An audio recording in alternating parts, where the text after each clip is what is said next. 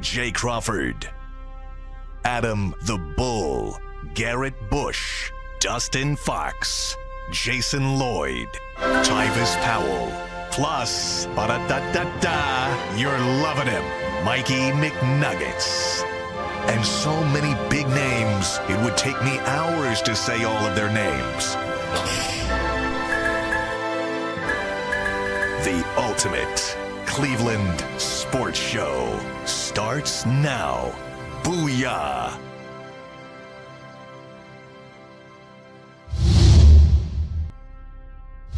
Bring that back. There we are. There we go. Hey, everybody. Look who's here. There we go. It's Brad Sellers. We haven't seen Brad forever. OG in the building. Yes. Like, dusted off the shelf. Back in the game. Never really out of the game. Lot to talk about with Brad today. G. Bush, Tyvis Powell, myself all here. Mike, Anthony, Earl, and Steve. Big crew here today. 8 people. Lot to get to throughout the day. How you doing? I'm good. I'm good. Glad to be here. Feel like old times, right? Yeah. I run into everybody every cross sets wherever we're working at. I saw Tyvis down in Ohio State at the Schottenstein, Buckeyes versus the Terps, right? And the Buckeyes won that day, but obviously this past week somebody was missing. Yeah, it was a very important player missing. I saw Brad the Cavs Nuggets game.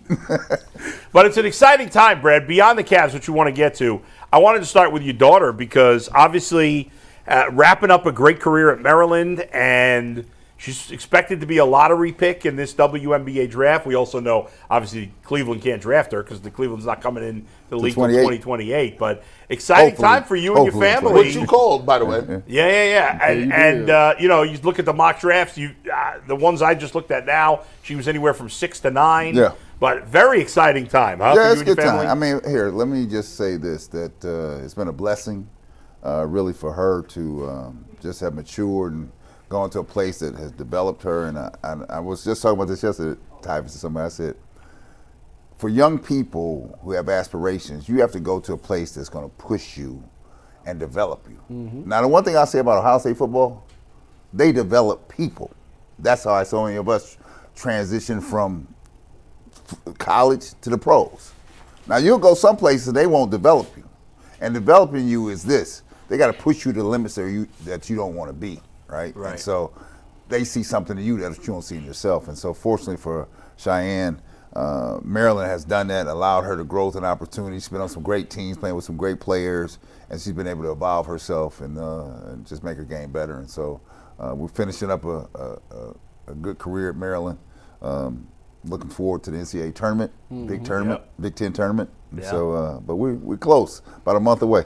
Do you have a preference, or wherever she goes, she goes? No, I don't have a preference. Her mother might have a preference. I don't have a preference because I've seen her bounce around, named in Chicago, Washington Mystics, New York Liberty. I saw Seattle in one of the mock Seattle. drafts. It bounces around here, but for me, my only thing is, I like to see you on this side of the Mississippi. Yes, on this side.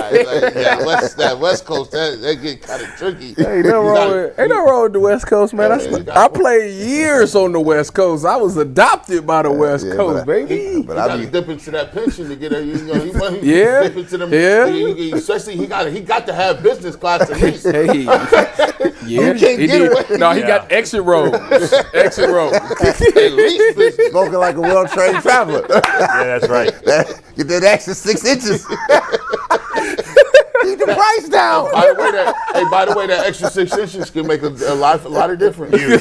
Huge difference. Yeah. By the way, when G came in, G was the last one in studio today, and of course, it's the only time you look short is when Brad's here. Yeah, bro. I was like, G's not that tall. Yeah, it's like you be forgetting, man. You know what I'm saying? You dap them up and then be like, this is why when you're on campuses, Yeah. You stay away from you stay away from these basketball dudes. It's a landslide. Yeah. First of all, when you dap them up, you buy their belly button. That's crazy. And then everybody know their faces because they ain't got helmets on. Yeah. So it's a wrap. Like you just wait them out and wait till the hoop cats leave. Then we're gonna get our money off. We're gonna wait till these guys. They be having secret parties anyway. Man, I hear. Where you at? Because those state football is king. So I mean, but that's a cheat code. Ain't no question. That's a cheat code. I'm gonna tell you. I'll tell you just a story. So and the Ohio State football players, they hoopers. Oh yeah. Oh, they real hoopers. Oh yeah. Right. We played the ultimate pickup game in Columbus in front of a crowd. At the J.O.? At the Jesse Owens Rec. Ooh. We gonna sell a score out of study table. We gonna do this? All right, get your 5. We'll get the football players. Go get your 5.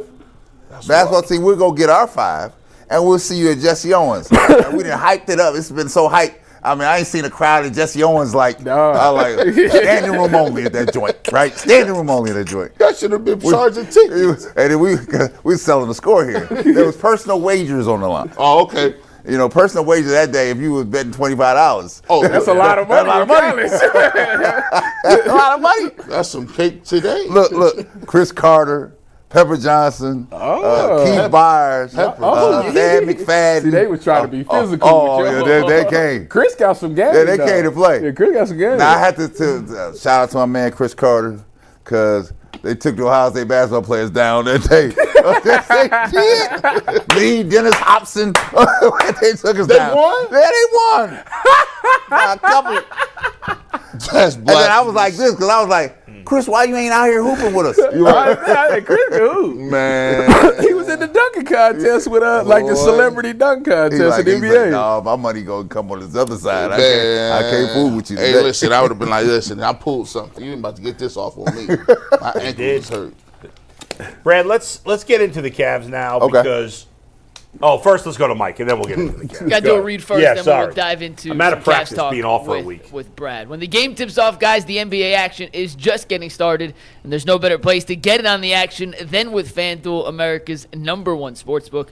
With FanDuel, you can place live bets throughout the game, so even if you missed the opening tip-off or want to bet on a fourth-quarter comeback, you can stay in on the action, and if you're looking for bigger payouts, you can even combine your live bets into a same-game parlay. Right now, new customers can get $150 in bonus bets if their first $5 bet wins.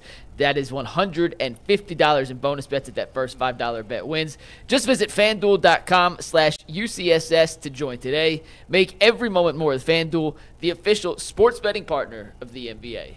Almost every team that's won a championship in the history of the NBA won 40 games before they lost 10. Right. The Cavs have won 50 games and only lost 10.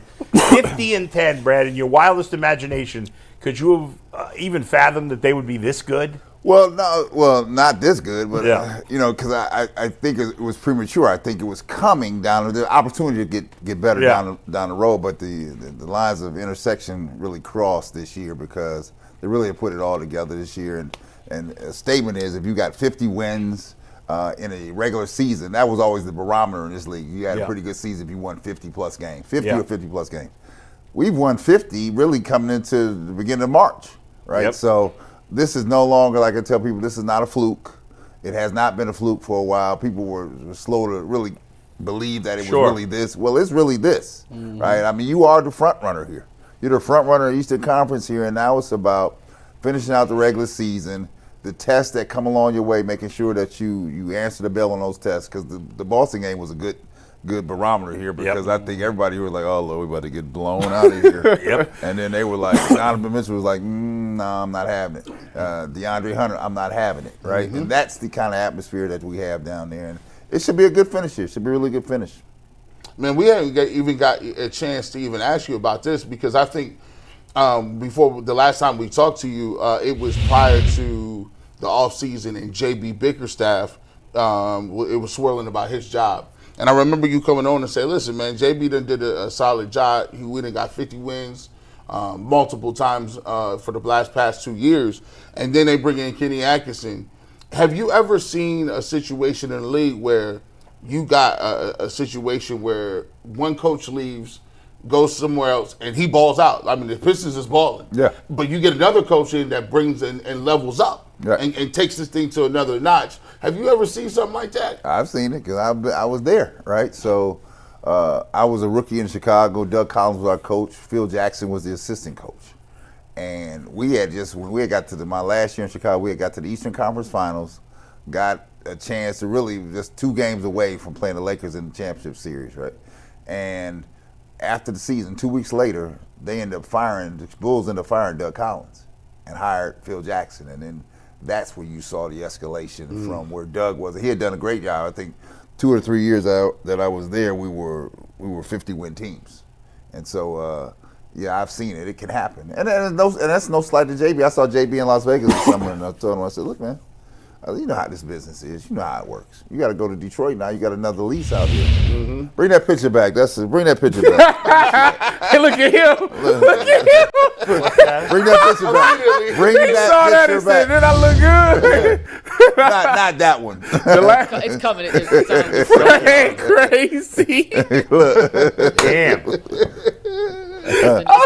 Oh my goodness. There you go. Hey, bro, listen. That's when I turned the guard out that night. I turned the guard out that night. Right, I turned the guard out that weekend. Did you have a Duke in there? Was that natural? Did you have a curl? Oh, no, that was just natural curl. Oh, that's it. That was natural. Oh, yeah. That's just hereditary. You see the part right there? Columbus special, baby. It's a Columbus special. He was like, I was before Kendall Gill, really. Kendall Gill I was before I was the precursor. Forefather with the part down the middle. That boy, I can imagine you lying to somebody in the club. My man Hampton Howell was down there in Columbus cutting like nobody's business. That boy was crispy got the fade too. on the The side. girl told me, the one girl that was at Ohio State with, right? When they was walking across campus, said, you got the epitome of a fade. I said, tell your boy something. Tell your boy something. Boy, that boy right there. Boy, need to be on the billboard. This would a fade. I want that brand fade. Right? They go to the barbershop. I want that brand fade. Number 2. You used to be able to pick him out. Give me that 3 over there. The 3, him that's turning like this. I forgot what the heck we were talking about. Well, can I ask Brad a question? Yeah, go ahead. Go ahead, Mike. Are we Carmelo away from winning it all? That's kind of what I was going to ask. Brad, were you upset when the Cavs traded for DeAndre Hunter, knowing they could have kept all their assets and just signed Carmelo on the buyout market if they wanted to add a wing that could score? Stop playing. No, I was not disappointed, right? And first of all, Mike, you know the nature of this game. The nature of this game is that when you're at the top, you got to get better. And you can't be afraid to relieve some pieces if you got a chance to get better. Once the Cavs really realized that they were here, and it wasn't that they were really here. Yeah. Now you have to make a decision. Are you going to go in or are you going to roll with it? Now, I would just say this. And I love Karis LeVert. I like the stuff that George was doing, but I had a chance to get better. And that's all this was about. LeVert hit a game winner last night. And so here, for us, what we have to go up against, you got to figure that Boston's going to be there at the end. Yep. Now, you got to figure out how you're going to get better. And so they erred on the side of, I can bring DeAndre Hunter in here, give me a punch off the bench. And the other thing about it is, he stays available. The guys start missing too many games around here, and I'm like, and so I'm gonna be honest, Tyler's starting this work, right? I mean, this is a different setup now because, they used to force you to play. Like, you don't come here and talk about you got an injury. I like, you might miss a 1 or 2. If you're a big time person, you might miss a few more. But you a low man on the totem pole. You got to go out there and play. They're gonna go get somebody else. I walked to the Chicago Stadium with a sprained wrist. I couldn't even move my wrist any more than this, and I knew I was sitting down that day. I walked to the locker room. Doug was like, "What you doing?" I said, "What do you mean? I can't even move my wrist." Oh, they got tape for you. Yeah, they got some tape. They got some tape we got for you. something for that. We got a little remedy on them for that, man. I played an NBA game with one arm. That's all I did. When you look at your skill set, you was one of them, one of them first 7-footers where you were stretching the floor a little bit. You were shooting jumpers. You was a guy that was, facing the basket. We talked about it all the time when he was here about Evan Mobley. Yeah. We say, hey, when is that next step coming? Is he a unicorn? What have you thought about what he's been showing this last season, especially what he's done against Boston, like hitting 2 threes in crunch time? Well, what I like, what Evan has done is he's been willing to expand his game. Mm-hmm. The NBA this is not college. It's definitely not high school. This is not college, right? In the NBA, you got to be willing to take risks. Actually, the only way you get good in this league is really, in the recognition, you got to be greedy. And to be greedy, you got to be willing to risk it. You got to be willing to do some things. So you've seen the things. He started bringing the ball up. He started shooting threes. Mm-hmm. He started being aggressive-minded. He started calling for the ball, bring me the ball. And then you see a different level of respect because he has a skill set. Mm-hmm. And now you have to match that skill set. And now you put him along with Darius playing well and Donovan playing well. Now you got a thing here. I mean, the Cavaliers have a real thing here. Yeah. I mean, so anybody out here thinking that it's a mirage, and I've been fortunate because I get to call the games every game, right? Yeah. It is not a mirage. This is a real deal. Now the thing is, on the last 22 games, and I think Kobe Altman has done a great job assessing where we are today. Now you have to figure out down the stretch who you could see along the way. And then you have to position your team to be able to compete against those that you anticipate going to be along the pathway. Right. Brad, we've seen, obviously we talked about Mobley. Darius Garland has bounced back. We've talked about Kenny Atkinson. But to me, the biggest shock of anything this season, the most unexpected thing, is Ty Jerome. This guy, I'll be honest, I never heard of him when the Cavs signed him. He'd been a G League guy, been back and forth, had his moments, but he'd been very injury prone. Right. The guy's been spectacular, and every time Darius or Donovan doesn't play and he gets extra minutes, he comes through every time. Ty's play great. And so the thing about it is, even Kenny Atkinson has said himself, they're like, Kenny, you must have seen this in Golden State. He's like, no, I didn't see that in Golden State. And so the thing about it is, Ty has taken advantage of his minutes and opportunity that been presented his way. And the other side, Ty, but you can appreciate this. It's a contract year. Yes, sir. Eat. Yes, he does. He's playing like I got to eat, right? In order for me to eat, I got to be available. Yeah. And I got to be not only available, I got to be able to produce. And now what you see out of him is, if you go back and probably check his lineage and his pathway to the NBA, he is playing like he played on just about every level. He's been a winner on every level. Yeah. And so, they talk about when they got DeAndre Hunter, should we be starting DeAndre Hunter? Absolutely not. Nah. Say it one more. Wait a minute, one more time. Nah, absolutely not. Let me tell you why. You heard that, G? Let me tell you why. Keep him coming off the bench. Could he start? He's been playing off the bench all year, right? Mm-hmm. So let's not mess that up. Secondly, when he goes in the second unit, he's with Ty Jerome. Thank you. Them two Wahoos from UVA down there playing together. Yeah. You could put me in a lineup with Dennis Hobson right now. We would play just like we was in the 80s, right? Sometimes you have a rapport with a person, and you don't need a refresher course. Now, what I said before. Yeah, let's hear it. Because you just criticized me and McNuggets before the show. I'm not backpedaling against them Celtics. Listen, we said against the Brand. So let me ask. What's your starting lineup? Against them Celtics, I cannot afford to let Max Strus get out here and let people start feeling good for themselves.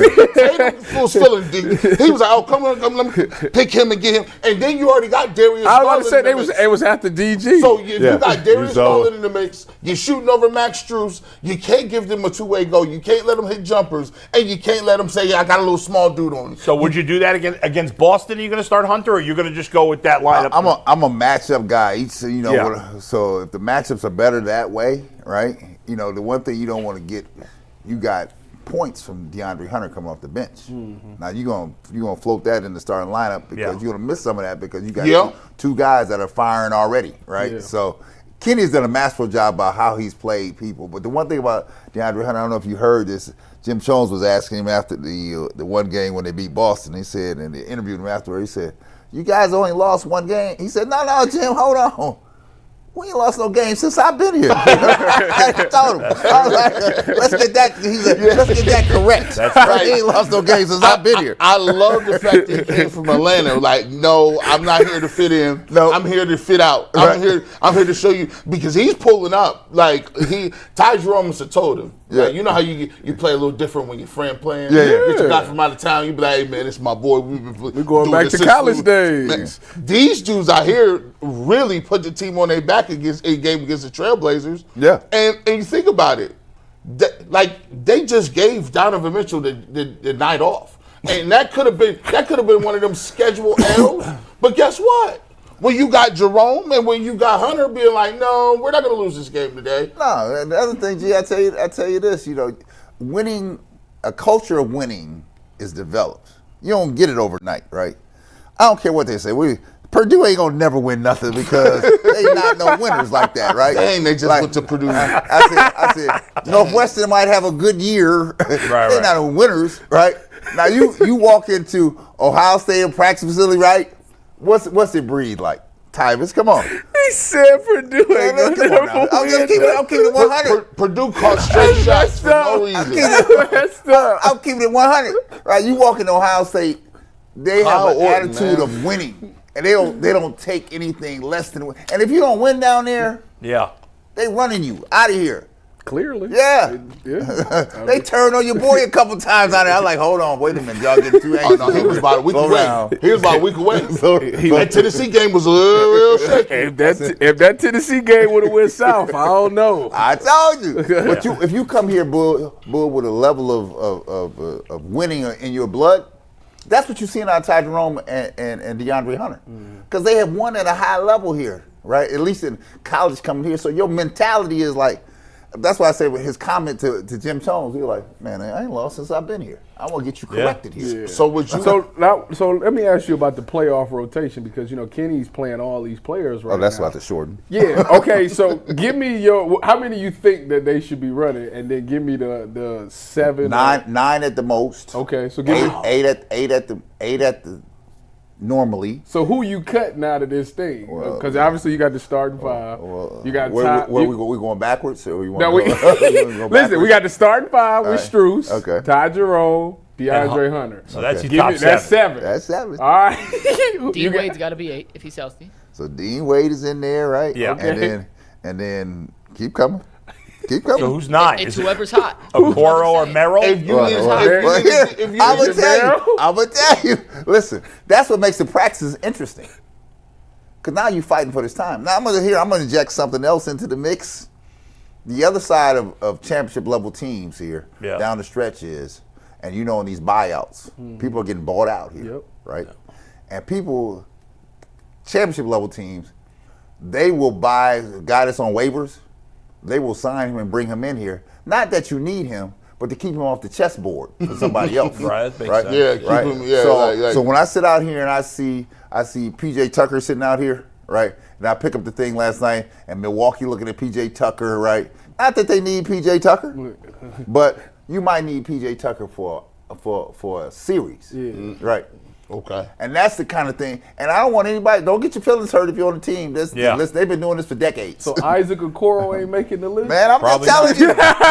Speaking of not getting your feelings hurt, He might be a spot rotational guy. It depends on what's going on. Yeah. Oh, go ahead to that. I know where you're going. Go ahead with that. Yeah, Talk speaking to of not getting your feelings hurt. Talk to this. Obviously, everything positive around the Cavs. But Jared Allen, all of a sudden, he's not playing at the end of games. And maybe I'm reading something into nothing, but when they were winning at the end of that Portland game and they put him in there, I think, for rebounding for like 2 seconds, he looked miserable. It could have been nothing. You think he's a little annoyed right now? Well, I mean, listen, and probably. But, I mean, listen, Jared's an integral part of what's going on in Cleveland. But, again, it comes down to matchups. I tell you, this is a big boy league. Don't even be getting mad about it, right? Right. Either you if you do well and play well, you will be there. If you doing nothing, some places they'll put the blinders on you, Bull, like, we see nothing, right? Yeah, right. And you go to some places like, we see everything. You not getting it done out here, right? The one thing I used to like on the teams I was on, the high level teams, they call you out. The players will call you out. Like, they'll tell you in a minute. In Detroit, they'll tell you this. You better go out there and earn your money. Yeah. I'm like, what? Yeah. What do you mean? Cybers? At least I like that. You better go out there and earn your money. Mike, you got something? Yeah, specifically on Jared Allen, then I have a different question. Okay. He hurt his right hand, I think it was a week and a half ago. Yeah, he did. It's been taped up. He took a lefty floater against Portland from 15 feet out. I'm not – the last 2 games, I think it was more matchup than anything. But he doesn't look 100% healthy to me right now. And he said he wants to play all 82 games this regular season. He made that a goal and has been very adamant about the fact that he's going to push through minor injuries. I'm not sure when, if they need to, if they should, whatever the case may be. But the last 2-3 games, I just think he's not doing some of the stuff Jared Allen used to catch everything. Yeah. He's bobbled a couple passes, which just doesn't happen for Jared Allen. So I'm curious if part of the reason he wasn't in late against Boston and Portland, other than matchups, was he's just not at 100% right now. Well, listen, and so I concur with your analysis because I think that Jared has been banged up a little bit. But, in this game here, you play 82 games, you're going to get banged up. Something's going to happen. And then it is really not if you get banged, it's how you respond to it, right? You have those in this league that you get a little nick, they sit down for a while. Yeah. That seems to be the norm here, right? Then you have the others that old school mentality, that's why I like some of these young players. Some of these young players, you listen to them, it's like the All-Star game. They're like, we want to play a real game. We don't want to play this. We don't want to do this Harlem Globetrotter set up. We don't want to do that. We want to play a game here. Because they've been on go their entire life. And now you telling them on the stage with all them, I'm trying to get a name for myself. Right. So, and there's a transition here coming. But I would just say this. Jared's going to be integral to what we do. And then there's going to be an 8-9 man rotation. They ain't playing 11 people there. Now, they might play you if they need a matchup here. Yeah. They're not playing that. And anybody think that they play that many people? That's not happening.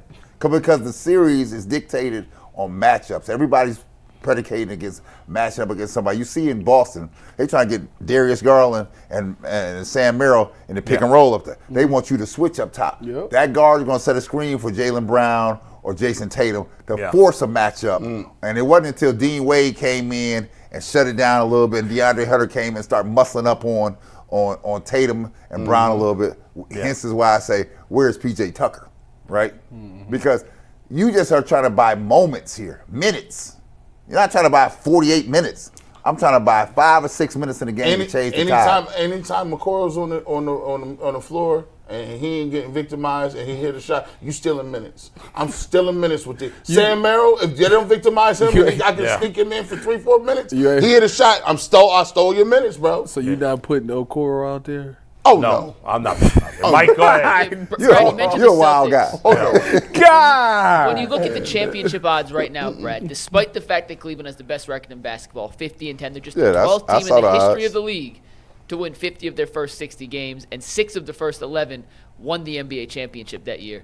They're still third on all the Vegas sports books in terms of championship odds. Right now on FanDuel, the Celtics are plus 170, the Thunder plus 190, the Cavs plus 700. I think those odds are right, or should the Cavs be right in the same betting tier with OKC and Boston? Well, I think they are where they're supposed to be because, one, everybody's not buying what we're selling, right? They're not convinced, right? They're like, LeBron not here, so it's that this is not Cleveland not supposed to be here, right? Boston, we'll give you that because the historic nature of the franchise in Boston.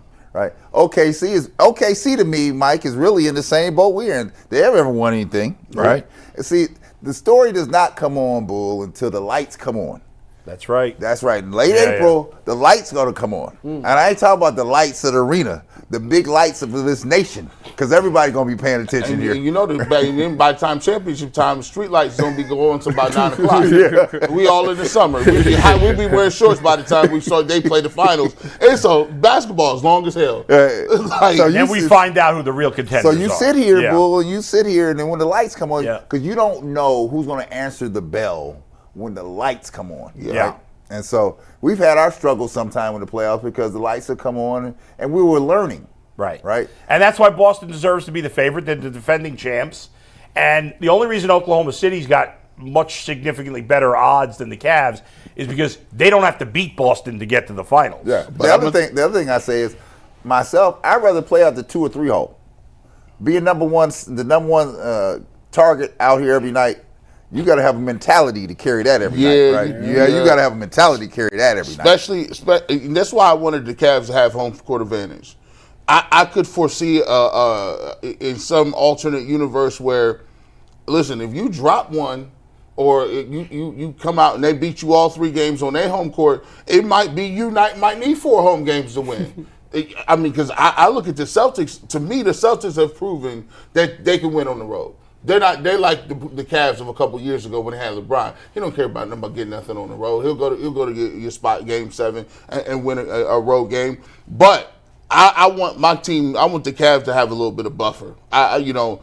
Speaking of knocking down shots and the lights not being too bright, where do you see yourself in that series? You say you got Jaylen Brown and Tatum, but Donovan Mitchell, and we had some numbers up here the other day. Donovan Mitchell is playing out of his mind in his games against the Celtics. I think he's averaging 35 points in the Celtics in the Cavs uniform. This season, for his career, he has now surpassed Brad's old teammate Michael Jordan for the highest career points per game average against the Celtics, which is kind of crazy. That's why. Where do you have him? That is crazy. In terms of the best player in the series, where do you have Donovan Mitchell in that pecking order? In the series against Boston? Well, against Boston. He has played outstanding basketball against Boston. And there's always a team that, or 1 or 2 teams that you always play well. I don't care where you are, what team you're on. When you see them, you kind of light them up all the time. And it has apparently been Boston for him. But I will just tell you this, the thing that I like, he has taken more of a leadership role where he doesn't have to go out and get 30 plus every night, right? He really is really banking his time and saying, okay, I don't need to do this here. I got these other people to do something. But when you need me, and that's the mark of a real leader and understanding, it takes everybody to win here. But I tell you what, if he wasn't on 100 the other day against Boston, we wouldn't have won that thing. Oh no! Oh, there's no way. They was trying to get us up out of here quick. It looks like they was talking about that before the game. You can see Tatum and Brown being like, "Listen, man, I'm tired of hearing about these Cavs. We gonna hit them with this haymaker real quick to see if they're gonna be able to get off this mat in this first quarter." And they came close to get us up out of here. They tried. They gave us the best work they ever gave us. But I told you the thing that really, to me, that turned it around was if you got a glimpse of him talking about get up out of here. That was it. Oh, that was it. See, that's a no-no. In y'all era, that was fight. Oh, let me tell you what would have happened since you asked this question. Now, I'm checking Tatum, right? And Tatum's going on, and Tatum's walking away talking about get up out of here, right? Yeah. You know what he said. Get up out of here, right? You know what he said. Oakley would have come to me and said, I'll tell you what. Next time we come out to timeout, we're checking them. Just matador them. Let them turn the corner. Let them turn the corner and come to the hoop. We're going to resolve this. Let them turn the corner. That would have been fun to watch. Look, and then after he would have hit him, then he'd have stepped over him, Thomas, and dared him to get up. Get up. And there would have been no review for no review. None of this. Yeah. There would have been none of this. Thomas, they're like, look, let him turn the corner. Like that's how it was. I give it to you. I like this. They would have seen like, you all right? Teammates, I'm going to help you up. Brad, I'm curious your thoughts. Donovan Mitchell, we've given him a lot of credit for his leadership on this team. It feels like, obviously, Kenny Atkins has done an amazing job, but I think when your best player, when your superstar, in a way, kind of steps back and says, I believe in all you guys. I think he's created a confidence and a camaraderie as the leader of the team that sometimes superstars won't take a step back, even if it's better for the team. Yeah. And in a way, he has, or at least that's the way it seems to me. Well, from what I can see and know what's happening down there, he really is taking a leadership role from the standpoint that he has bought into the package that's being sold here. Once he got the contract settled and said, I'm returning to Cleveland, his mentality, you're not worried about money anymore, let me buy into the package. You need me to do a little bit less, but you need me on these days, right? Yep. And really, he's doing him a favor because you can't burn at a high clip all the time, right? I mean, that LeBron James stuff is ridiculous. Yeah. I mean, that's a whole other level, right? Like, you got to be smart about your business, right? And then him taking a step back has opened the doors for others to get better, right? And then when you listen to him talk about, he's like, he goes to Evans sometimes, I'm gonna need you to do more. Yeah. I'll do less. Do more, right? Because he understands now, in order to really win, no one man is going to run the show in here and run through this league. Well, it's not going to happen. He tried that last year in the playoffs. Yeah, well, you see, he ran out of gas. He got hurt. Ran out of gas. So I think right now he's thinking to himself, I got to at least save something for the thing. But while doing that, it's allowing the Evans and the Dariuses to, get their feel on the team, and that's why you see those guys hitting shots. Now, the thing that's going to be the most interesting is when playoffs start, whoever they go up against, don't matter. How do they perform in those situations? Because like last year they started off against Orlando, and Orlando ain't this great team, but it turned into the Donovan show. Yeah. And that can't happen again this year. I don't think it will. I don't think it will either, but you won't know until you're in that situation. True. So, and I think for fans, that's the scariest part about this whole thing is that nobody, we think we got an idea. We think all right, they turn the corner, but they might get in the playoffs and it could be whatever. I'm going to ask you this. Do you play with the microwave, right? Yeah. No. Vinny was gone when I got the deal. Okay. Now, look, this is the thing. Me and McNuggets was talking about this. Playing with people and they get off to a nice little start, but you think they're playing over their head. A couple of jumpers.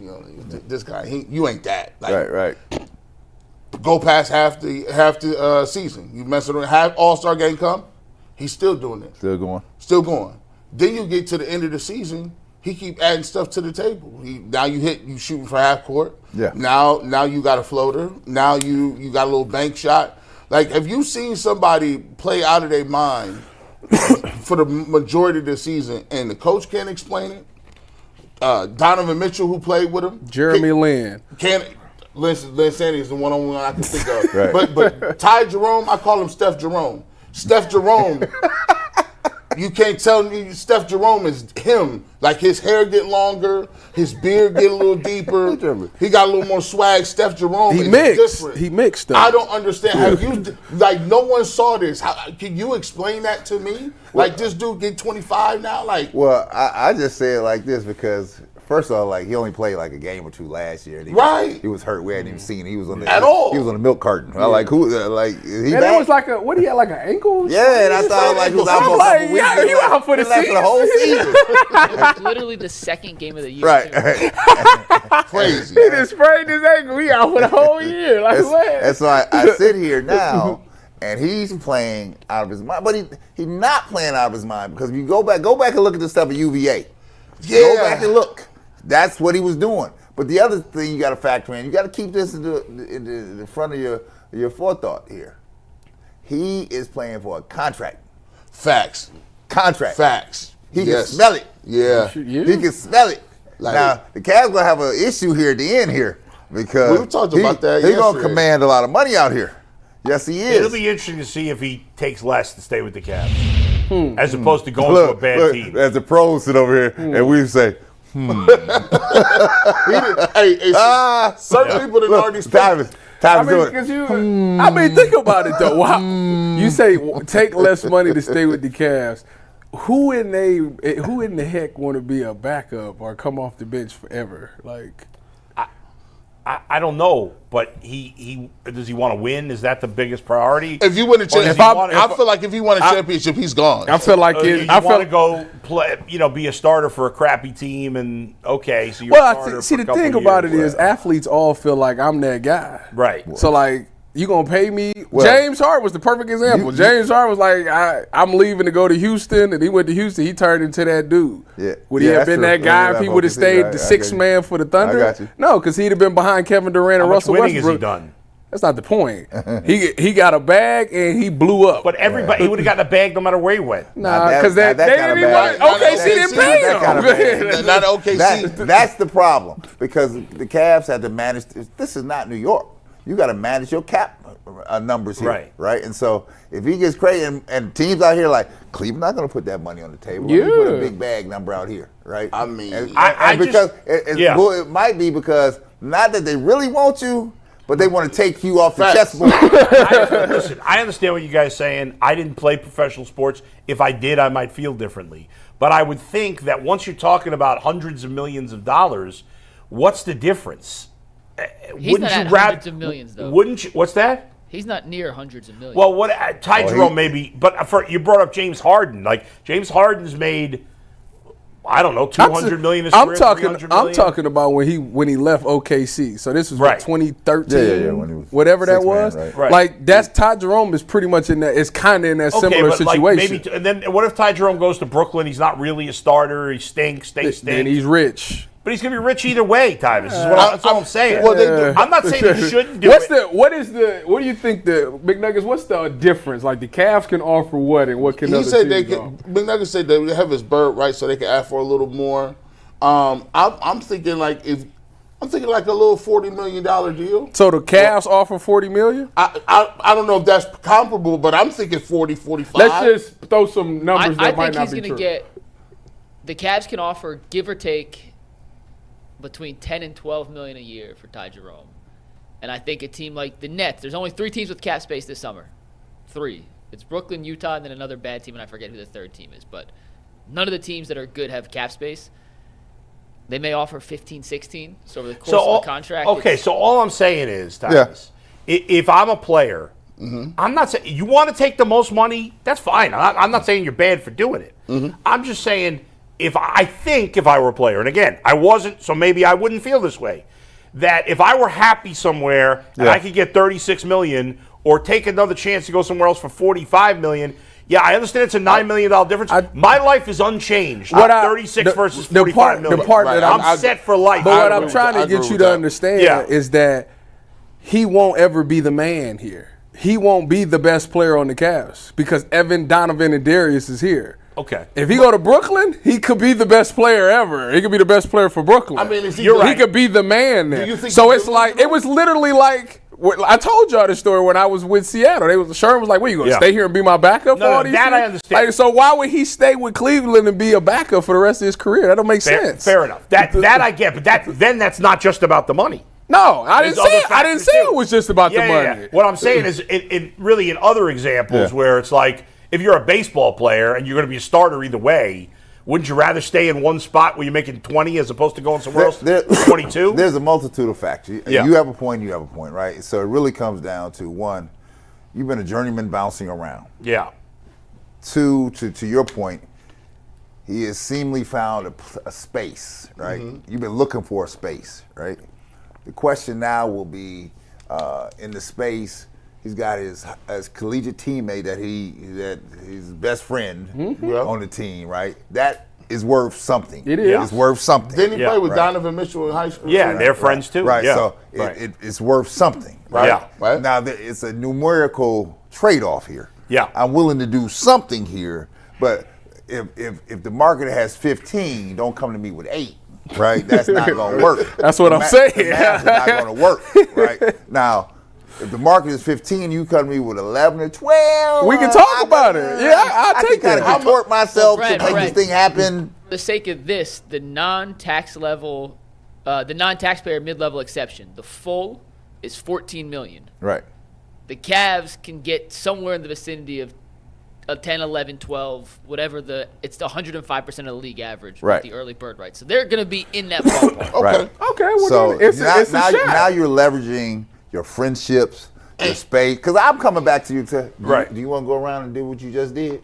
Or do you okay here? Because we got a nice thing going on here, right? He's winning. He's a factor here. And is it possible? And people they love him. Now, as much as we like Ty Jerome, he's not the talent that James Harden is. I think we'd all agree on I that. agree. Well, we don't know. Well, probably. Yeah, but I would say probably not. So isn't it possible that if Ty Jerome goes to the Brooklyn Nets and they stink, and his play goes backwards because he's not good enough to be the guy on a team, that maybe if he stayed here and played the role that he's playing, third guard doing that, maybe his next contract would stay the same or whatever because he's excelled in his role as opposed to how old is he? Stinking on another team. How old is Ty Jerome? 26, 27, 27. But Jerome's 27. He turns 28 in but see, July. you don't want to end up like you don't end up like Jeremy Lin, right? Yeah, you got to pull you got to get the Deli roll. Right. Like Deli, He understood and was like, "Hey, Milwaukee gonna give me this bag." Right. he took it back. He took it back. He took it back. He took it back. And then guess what? He got to come back too. They got to come back too. Like, you know, Timothy Mozgov. And LA gave him the bag. I said, Timothy Mozgov got $100 million. Brian done made a lot of folks rich. Yeah. Oh, I got congratulate Thompson that huge contract. 85. All right, we'll leave the Cavs there for now. We'll come back to it later. We're going to get to some Brown stuff. Mike, what do you got for us? Yeah, quick reminder that it is Tuesday, which means G. Bush is doing an Ultimate Brown show later this afternoon. The latest from the Combine, all the rumors, the quarterback updates. You can hear G. Bush's take on all of those right now in the Ultimate Cleveland Sports Show, and then later at 5 o'clock today on the Ultimate Brown Show. Make sure you tune into the YouTube page. Hit the notification button so you get live alerts when G. Bush goes live. I heard your boy Will Howard was just okay. He was a little touchy. See, that's the thing. Little touchy. You got. Hold on. Let me break this down. What camera am I on? Tell me, because I heard some things. So check this out. All right. So if you know Will Howard, right? You know the knock on Will Howard. What would you say if you watched Will Howard? What was the biggest question mark? Man, sometimes he be having brain farts and he be inaccurate sometimes. Okay.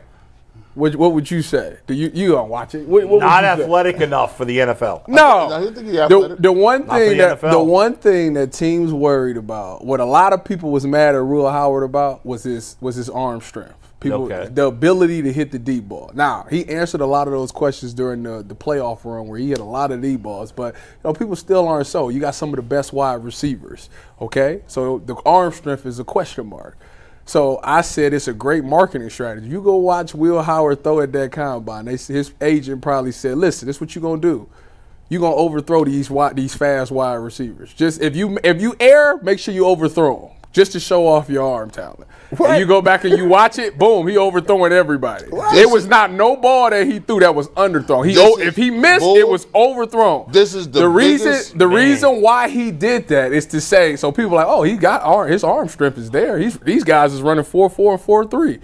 So what is he going to do now? He going to get the pro day. He going to get a Mecca and JJ and all them dudes. He going to look money just throwing it to all these NFL wide receivers, putting it on the money. Okay, so when he's in a system and he got chemistry with guys, he looks great. But we not questioning his arm strength anymore because we just watched him overthrow guys that run 4 and 4.3. It's a marketing strategy. Deep state level conspiracy. It's a marketing strategy. Y'all ain't never been through that process, so y'all don't know. I'm learning. That's all it was. That's like me going to the thing saying, he was smart for doing that. shoot threes, but don't make any. Hey, G. Tell me I'm wrong. Don't make any. Tell me I'm wrong. This is the greatest reach in propaganda I've ever Tell seen. me I'm wrong. Bro, you should be a politician, bro. You probably like 100% tariffs too. You great. you said, you know what? We want to pay 200% more, and you don't need to be money. Who needs jobs? Matter of fact, this is all waste. We done. Steve, you're gone. All right. Yeah. And go ahead, I was Mike. just playing with y'all. What do you got? Don't get mad. Will Howard had his own combine stuff. Yeah. We're going to focus on something else. Yesterday, Zach Jackson of The Athletic went on the radio and mentioned he had heard from multiple people at the NFL Combine in Indianapolis that Shedeur Sanders was closer to a second-round pick than he was to being the number 2 pick, which one person's opinion, he's reporting what he heard, so be it. But then Lance Zierlein of NFL.com. Well, actually, he heard it from more than one person, so it's more than one person. That's what I'm saying. He put it out there. Hadn't seen much else of it. Take it for what it is. Yeah. Then Lance Zierlein came out with his mock draft 2.0 this morning, and it was pretty interesting. He had the Browns taking Travis Hunter at number 2, and then trading back into the end of the first round to take Shedeur Sanders at 29. Now, he's a guy that's been rumored to the Browns at 2 throughout the early stages of the mock drafts, but here he has the Browns trading back up to take Shedeur at 29. That whole mock draft is ludicrous. Here were his explanations on the 2 Browns picks real quick. When it came to Travis Hunter, Lance Zierlein said Hunter can come in and start right away at receiver or cornerback. He'd have a big impact at either position for the Browns. And then on the Shedeur Sanders trade, Lance Zierlein of NFL.com said Sanders' slide is over as the Browns slipped their number 33 overall pick, an additional selection to the Commanders in order to take a swing at the QB of the future. So you see that. You go, okay, Zach said that. Lance did this in his mock draft. And then Todd McShay, who covers the NFL draft, had this to say on his podcast about Shedeur at the Combine. So let's listen. It's about 2.5 minutes, but I wanted to give everyone the full context of Todd McShay's comments. The 2 people that I spoke to were in meetings and had these individual meetings that I just laid out to you, what they are, who's in there, and why they're important. Teams in the top 10 drafting that need a quarterback. The two people that I spoke to in these positions left the meeting feeling like Shedeur Sanders was not overly concerned with what they thought of him. They had a 15-minute meeting with him, and when they were done, they both said in different ways, different words, that they did not feel like Shedeur Sanders cared all that much about what that organization thought of him. Fascinating, right? Right. And that's not said in any kind of a positive light, correctly. It wasn't like they came in there and he knew who he was and he wasn't concerned about impressing us. It's more of a negative tone, the way you're saying that, right? You're saying it in a way that he did not come in with, ready to impress, ready to show us what kind of a young man he is, what kind of a leader he can be, all of the positive things. That's what you're saying, correct? This was not okay. I'll make a joke in a second, but I do. All right, so let's go through this in the right order. A couple of the quotes that I put in there. One said that it wasn't a professional approach. One person that I talked to said the best way I can describe it is it just wasn't it wasn't a professional approach. Shedeur Sanders did not take a professional approach to this interview. The other person I talked to said he wasn't taking it seriously at all. I didn't get the sense that he was taking it seriously. So when you hear it wasn't a professional approach and you hear he wasn't taking it all that seriously, that's not the interview that you're looking, it's not the response you're looking for from a potential suitor, from somewhere you plan to go play. Now, I think it's also important, because I'm sure people pull clips and have all sorts of things to say. It's very important, and hear me when I say this. There was no bad behavior. There was nothing disrespectful said or done. There was no kind of altercation. And it wasn't like Good Will Hunting when Ben Affleck went in for Matt Damon and put his feet up on the desk and yelled, "Retainer! Retainer!" Like, it wasn't that. So I'm not trying to overblow this to try to get clicks and people get, this is not a viral moment. I don't care about the attention this gets. It's just our job to relay the information and the intel that we're getting from people that are important and make decisions or part of the decision process from the teams that are looking to draft a quarterback and have a high draft pick. All right, Bulls, so you heard what Zach said. We've seen the latest mock from Lance Zierlein. You hear what Todd McShay says. Are you buying the possibility of Shedeur Sanders slipping to the back end of the first round, maybe out of the first round, or is this simply March 4th combine smoke? Of course it's possible that he could drop out of there. I am disregarding everything Todd McShay said. I don't care about what two guys in front offices because they didn't mesh with him. Just because they said he wasn't professional doesn't mean he wasn't professional. Right. I could ask everybody in this room privately, what's professional to you? And we might all describe it differently. A 60-year-old curmudgeonly coach and a 21-year-old or however old Shedeur Sanders is, football player, is going to look at professional in a different way. So I disregard that. Lance Zierlein's mock draft, he's just a random dude doing a mock draft. I don't care. He's wrong. Cam Ward's going first in this draft. We all know Cam Ward's going first in this draft. So anybody that has a mock draft that doesn't have Cam Ward first is being silly. I don't know if it's going to be the Titans or somebody else taking him, but Cam Ward's going first in this draft. Now, Zach is not a guy who just throws nonsense out there. So, the fact, I believe that there were guys that told him that they don't think Shedeur Sanders is a first-round pick. But here's the thing, guys. Ultimately, there's going to be while it's possible he could drop, we've seen quarterbacks drop before, ultimately it doesn't matter if 25, 28, or even 31 teams think he's not worth a first-round pick. All it takes is one, and I'm sure there will be. So I still think he's going to be a top 10 pick in this draft. But if anything's possible, I wouldn't completely rule it out. It's weird to me that people would like Todd would say that it's some group of it was 2 teams that said it wasn't professional. You know who his dad is? His dad was the first person to come to the draft with not a suit on, with jewelry out and all those things. It's just something that you've never seen before. So therefore, he's got that same type of energy in him. Of course, he's gonna act like that. At the end of the day, this is I will continue to say. At the end of the day, press play. That's all. Just press play. Here, so look at the tape. Let me come in on the tail end of that, because one thing is I find it almost humorous that McShay's out here like that, right? Mm-hmm.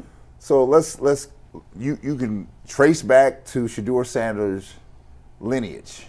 You trace back to his time in college. You ain't seen no mess coming out of Shedeur Sanders? Nope. At all. Nothing. Been nothing more than a leader. Go talk to people in Colorado. Go talk to people in Jackson State. They've been nothing more than a leader. Second thing is, he not begging. He not coming from a begging background, right? That's right. He not coming from that. He has seen the light. He's been there, right? So you're not moving him with this thing. And I tell you, any team that passes on him and he goes somewhere and light it up, they're all getting fired, right? Because he's right there for the taking. Don't get enamored. I mean, don't get blinded because you got some bias against his daddy, right? Because that's what this is, right? That's exactly what this is, right? Because if you go back and just say, check his lineage and his timing, where he's been, you don't see any mess out of him, right? And don't go for the watch setup and the chains. Don't matter. Legendary. Right? Yeah. Because every time I've seen this kid play, he been balling. He has been. Now, does he need a little work and some refinement and some things? Yeah, but who doesn't at 22, right? Man. So I'm telling you, if you in the need for a quarterback and you find a way to talk yourself out of it, right? Go right ahead, right? Because didn't Portland talk themselves out of Michael Jordan win with Bowie? Yeah. They talked themselves out of it, right? He was sitting right there. Sam Bowie. He was sitting right there. Nothing against Sam. He was sitting right there. Yeah. See, sometimes people want you to shuck and jive a little bit. They want you to come in, I'm a humble dude, I ain't never had nothing, so you can't do that with him. He already rich. No, they said he wasn't disrespectful or nothing like that. Sometimes they say, he had jewelry on when he was at the, when you shining, he had the tube joint. His joints was crazy, he was shining. His hat was a little to the side. See, sometimes you got to realize, y'all, everybody be asking, you want fathers, we want strong fathers, we want people to be at peace. He got one. His dad that played 2 sports at the highest level. He's the greatest corner, one of the top 5 football players of all time. And if you've done anything and go watch Coach Prime in the Colorado Buffaloes, let's talk about how the fact he runs his program, very strict. They go to class, very strict. He told them, I just watched it the other day. You saw his GPA. Yeah, he said if I catch you with if there's any allegations with you with any females, women, you're gone. I want the earrings that got to come out. If you see the earrings, you're in the next thing smoking up out here. The problem is sometimes they want to put Shedeur Sanders in this shiny box where they want to be like he's a diva, but his personality and his play on the field is completely different from what the narrative is. He's a guy that would probably fit better under Coach Stefanski than any other guys. He's been accurate. He went from HBCU to play there. Now, look, I'm not saying Shedeur Sanders is going to be the greatest thing since sliced bread, but if you sitting here telling me 2 anonymous sources of 2 teams because they didn't think he took it seriously, if you wouldn't base it on that, sure. But I also remember, you can go look at my blog, I also remember that Todd McShay said that Jalen Hurts wasn't going to lead not no team to a championship, let alone the Eagles. He's been in 2. They also said Lamar Jackson was a 3rd-round pick. You can go back and watch it. It's said he was a wide receiver. That wasn't McShay. McShay said 3rd-round pick. I've had multiple. We love PFF. I love the guys. But they told you Josh Allen's ceiling was a poor man's Baker Mayfield. But yet and still, when they come up with these comparisons, we heard the same thing about Kyler Murray. People made it, hey, C.J. Stroud. Go Bucks. Didn't kiss the Manning's ring. Well, you just said it. So when you say, because I have to pull myself back. When you say he didn't take it seriously, is that the shy shade for like, you ain't come here and act like I thought you were supposed to act? Right. You ain't do that. Right. You're like, nah, we're not doing that. That's exactly what he said. And that's not mean I'm being disrespectful, but I'm not going to be who you think I am. I'm going to just be me. right?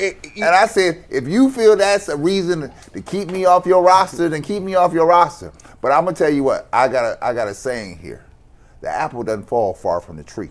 He's coming from a good tree. I mean, that's what I don't understand. If Todd McShay is going to report this, what is it that he did? Like, he said he wasn't being disrespectful. So what is it that he did specifically that made these people think he wasn't interested? He probably referred to himself in the third person like he do a lot.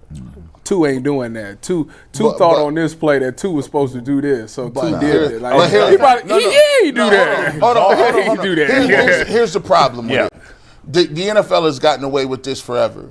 You leak things to move up the board, to move guys down the board, to see if you can get a guy. If you like Shedeur Sanders, you leak the fact that you don't like Shedeur Sanders. The problem with saying an anonymous source based on something that is vague, it does exactly what we just did. It gets your imagination moving. Well, what did he say?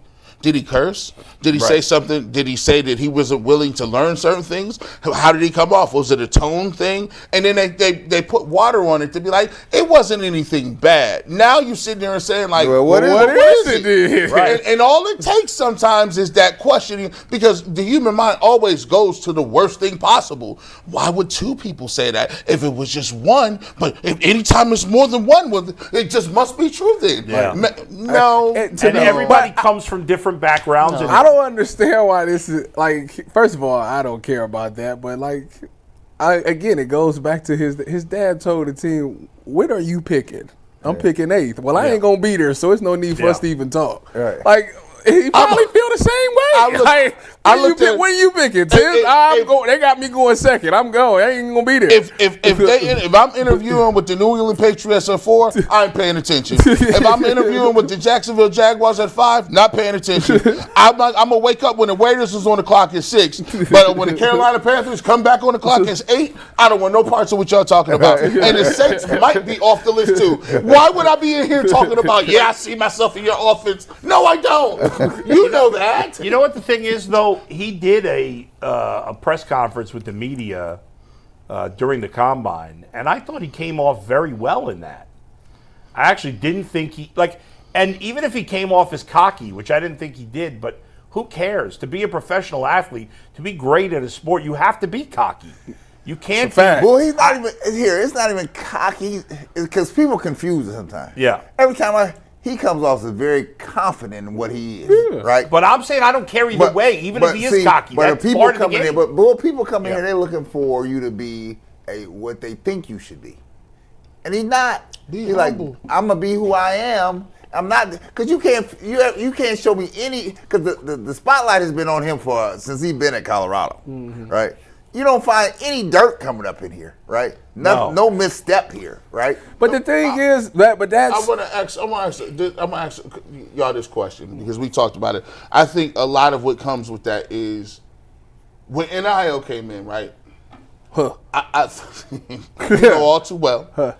When I don't think people like the fact that when you've already gotten 3 million, 4 million, 5, whatever the case may be, and you sitting in front of them. Before it was, this is the biggest interview of your life. This is generational wealth. Yeah. This is going to take you and your family to places you ain't never been. You better button up, be in here, and do you think that they kind of look at it like, well, I resent it a little bit that you feel 100%. Like you already done made it because you got money in the bank and you don't got to play that. He had it before the NIL. He always had. If a guy's a 55-year-old quarterback coach, he might have made less money than Shedeur has made in his college career, and he's bitter about that. There's no doubt that that's a factor. And I think guys are taking their biases and for whatever and putting them in the way. It's a new day. You think when you see somebody for 10, 15 minutes, now you know me. You don't know nothing, right? You don't know anything, right? So what I really do like about professional sports is the teams that are successful, they dig in the weeds. They're gonna find all your They're gonna find all your history. They're gonna go talk to your high school coach, your high school girlfriend. Those are the ones that are doing the homework. The dude is doing the 15-minute interview. I mean, I remember coming out of college, like, you had them little interviews, right? Man, I like, okay. I like, but you had to sit up here and do the dance. Yeah. You had to do the dance because you had no money, right? These kids already coming out here with money. Yeah. Do you believe that money changed the dynamic when you go, especially for the top-notch players? Oh, no question. It probably depends No, on the I individual. don't think so because But also, Ty, before you answer though, it's another level too because not only the money, but he's also Dawand Sanders' kid. He grew up. Most of the kids playing college sports didn't grow up with money. He did, and so he was already going to be a little different than the other kids anyway. Well, the other thing, factor this in. Yeah. His father has laid down the ground law. He knows how it works. Yeah. Right?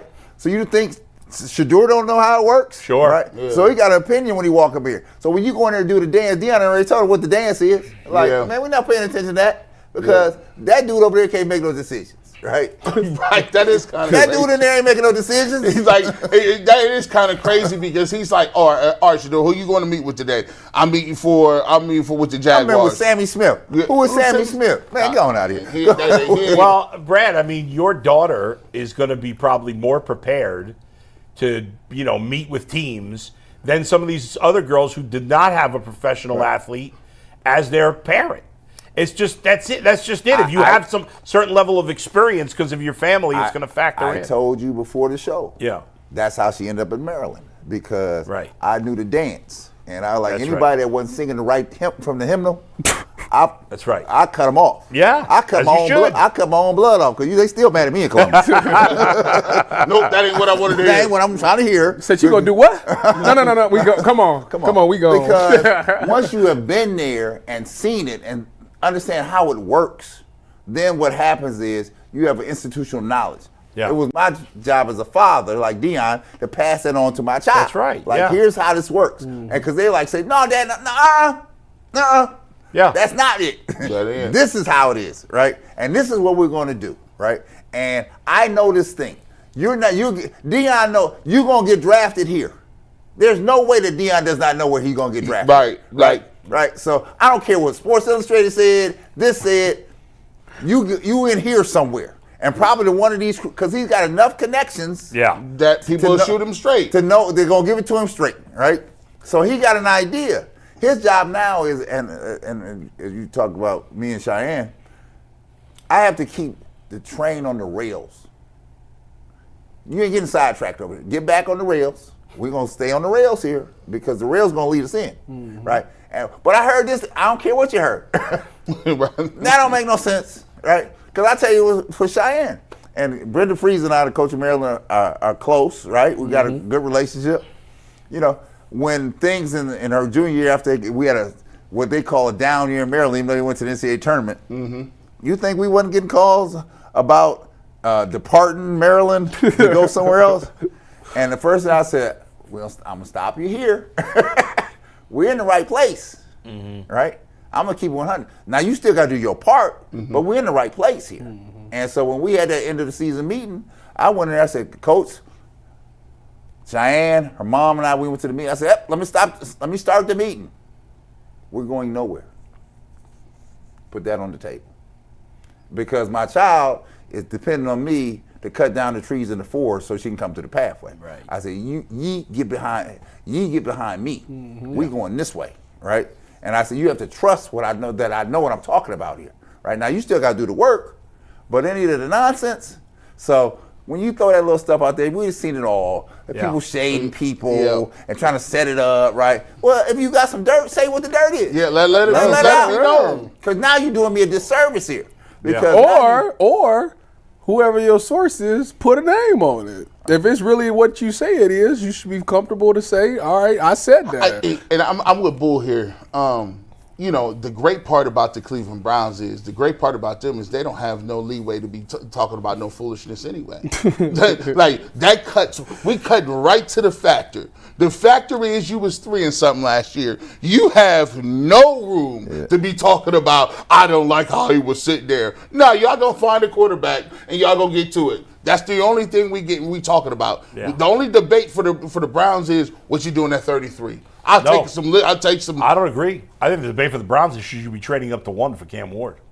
I ain't got no problem with that neither. No. I don't have no problem with that. If they like Cam Ward, If No they're problems convinced with it. Cam Ward is the guy, None. Well, Jason said it only would take like a fourth or a fifth. Well, there it is. No-brainer. There it is. no brainer. I got that That's today. if there's not a bidding war. But it sounds like whoever's going to try getting up to one, there are a couple So teams at least vying in that number. Even if I have to give him a third round pick, if I'm convinced he's the guy, I'm doing To it. get to number one now, we only got to give him a third round pick. Stop playing with me. Yeah, right. Stop playing Well, with you me. they got 2 third-round picks. Yeah, Look, exactly. No. You want the number one pick. You want all that. You going to pay And then me. you telling the Titans. You going to give me something. Then you telling Well, the but Titans. they're only dropping one You moving spot. one spot down. But if you feel this person is your guy, Then right, you do whatever it takes. then That's it. It's my job on the other side to extract as much as I can out That's of true. you. That's true. We'll see how it goes. I do think as we get closer, I do You gonna give me think Myles that. Garrett? Huh? You gonna give me Myles Garrett to go number one? No. No. No, no. That's what you saying, That's though. what they're asking. As they get closer, As they should. as this draft gets closer, I do think the Titans gonna trade out of one. I do think that. When Jason said it would take a 4th round pick, by the way, Yeah. he was going off the Jimmy Johnson draft chart Yeah, in terms yeah. of the value. The 4th round pick was It'd be the more than value. that. I think it'd be not necessarily like another first by any means, but No. it'd be more than a 4th round pick to get Definitely. from 2 to 1. All right. We'll see. We're going to move on to our next topic. I'm glad Brad's in here because this one fits Uh-oh. right into Brad. Uh-oh. But first, a quick word from FanDuel. When the game tips off, the NBA action is just getting started, and there's no better place to get in on the action than with FanDuel, America's #1 sportsbook. With FanDuel, you can place live bets throughout the game, so even if you miss the opening tip-off or want to bet on a fourth-quarter comeback, you can stay in on the action. And if you're looking for bigger payouts, you can combine your live bets into a same-game parlay. Right now, new FanDuel customers can get $150 in bonus bets if their first $5 bet wins. Just visit FanDuel.com/UCSS to join today. That is FanDuel.com/UCSS for your shot at $150 in bonus bets. Make every moment more with FanDuel, the official sports betting partner of the NBA. So, Brad, I'm not sure if you heard the other day, but Anthony Edwards, after the NBA I All-Star heard game, was basically asked, do you have any interest in being the face of the league? And he said, no, I really have no interest. I don't want to do that. And then LeBron James was asked about what Anthony Edwards said, and this was what LeBron said in response to Anthony Edwards saying, don't really want to be the face of the league. Here's LeBron. I mean, it's unfortunate, but like, I don't know. Why do you want to be the face of a league when all the people that that cover our game and talk about our game on a day-to-day basis on everybody? I mean, that responsibility. It's just weird. It's weird energy from the people that I don't know, but. Channing, he said it. He said it perfectly. Couldn't have said it no better. But Ant said he don't want it. Obviously, I didn't ask for it. But I knew there was a responsibility for me, not only to my family, my friends, my community, and whoever that was going to follow my journey throughout my career. Not only in Ohio when I started there, but all over America and all over the world when I traveled all over the world. So. I've always taken that seriously and understood from the beginning what being a professional was all about and being a role model was all about. So try to hold that with the utmost respect and honor. But I feel I understand. I completely understand. This is weird energy when it comes to that. So. Brad, you obviously played in a previous generation. You work in the media now for this current media landscape with the current generation of NBA players. Do you think the media and fans are more harsh and, lack of a better word, meaner to NBA guys than they were 2-3 decades ago? Well, I think the landscape has changed. I mean, you add Twitter and ways we can get to folk now, right? I mean, I think it's just a different level here of access, which gives people more ability to formulate opinions on people. There's 24-hour sports networks that are in play now, or social media networks, or podcasts out here that can if you're listening to certain folks, they can turn the tide on you and on the way you think. But I will tell you this: I will tip my hat to LeBron James because it is something to be the face and carry a league, and all that comes with that. And no disrespect to anyone, my former teammate carried this league, carried it with a ton of pressure. It wasn't like Jordan wasn't asking for it, right? But there's a sense of responsibility. So I'm dismayed that Anthony Edwards is like, I don't want to be the face of the league. No, You want to be the face of the league here because it's not you about being the face of the league. You've been bestowed an honor here. You heard LeBron just refer to it. You have to carry that because you're going to pass that at some point on to someone else. This you care about the product here. Now, is the venom different? Is the venom any stronger? No. Is the venom different? Only slightly because of the way you have access to people, right? And so with that, and then the other side of it, let me be clear. You're making way more money than anybody. That gives you 1,000 more arrows coming your way, right? You want the money, you get the arrows. That's just how it works, right? I sit in a job every day. I take arrows every day, right? Everybody not happy, I'm sure. Yep, but you got to be confident in what you're doing. See, that's one thing I tell people all the time. You can't shake me. I got confidence in what I'm doing because I know I'm doing it for the right reasons, right? But if you sit here and listen to every avenue that comes at you, Twitter, this, whatever, I ain't got time for that. You ain't talking about nothing. You ain't talking about nothing. It's just like McShane. You ain't talking about nothing. Yeah. I said, I ain't seen McShane go out there and play nothing. Yeah. Who you play? Where you play at? No consequences for being wrong either. No. They got another mock draft out ready to go. So I'm going to just tell you that no consequences. There's a generation here. There's a generational change. Now LeBron is sensitive because they stay on him, right? Because LeBron is against the greatest. Yeah, you will never surpass in some people's mind the greatest, right? You're not, right? And so I don't care how many points you score, what you do. You're not gonna do that. That demeanor that he got, OG. You're not gonna do it. But here's the thing. This is crazy. At one point in time, well, you kind of see it a little bit. LeBron had the only face of the league that was a little upset. If you remember, Kareem was a little disgruntled. Oh yeah, he was disgruntled too. Kareem was very disgruntled because it was like, well, hold on. I got all these. Yeah. I done put on. I've been the guy. I was the first phenom. Yeah. Listen, come on, man. I was with Bruce Lee. Stop playing around with me. I was. Well, he wasn't the first phenom. But I mean, he was with Bruce Lee. I mean, from high school. Yeah, that's Al Cindor. They just knew. But GD, and you can't be so sensitive because I love Kevin Durant. But Kevin Durant feel like he got to respond to everybody. Yeah. I like, stop it, right? Why do you care? I think they feel like, if you would poll them, they would say they want that love that Magic and Bird got. They want that love that Jordan got. Like in that era, them people was beloved. Like Magic was making $500,000. He was the first guy to crack $1 million, right? Right. You're $500,000. You getting dudes 50. making $1 million games. You getting $1 million a game 50 now. million. You're getting $40 million.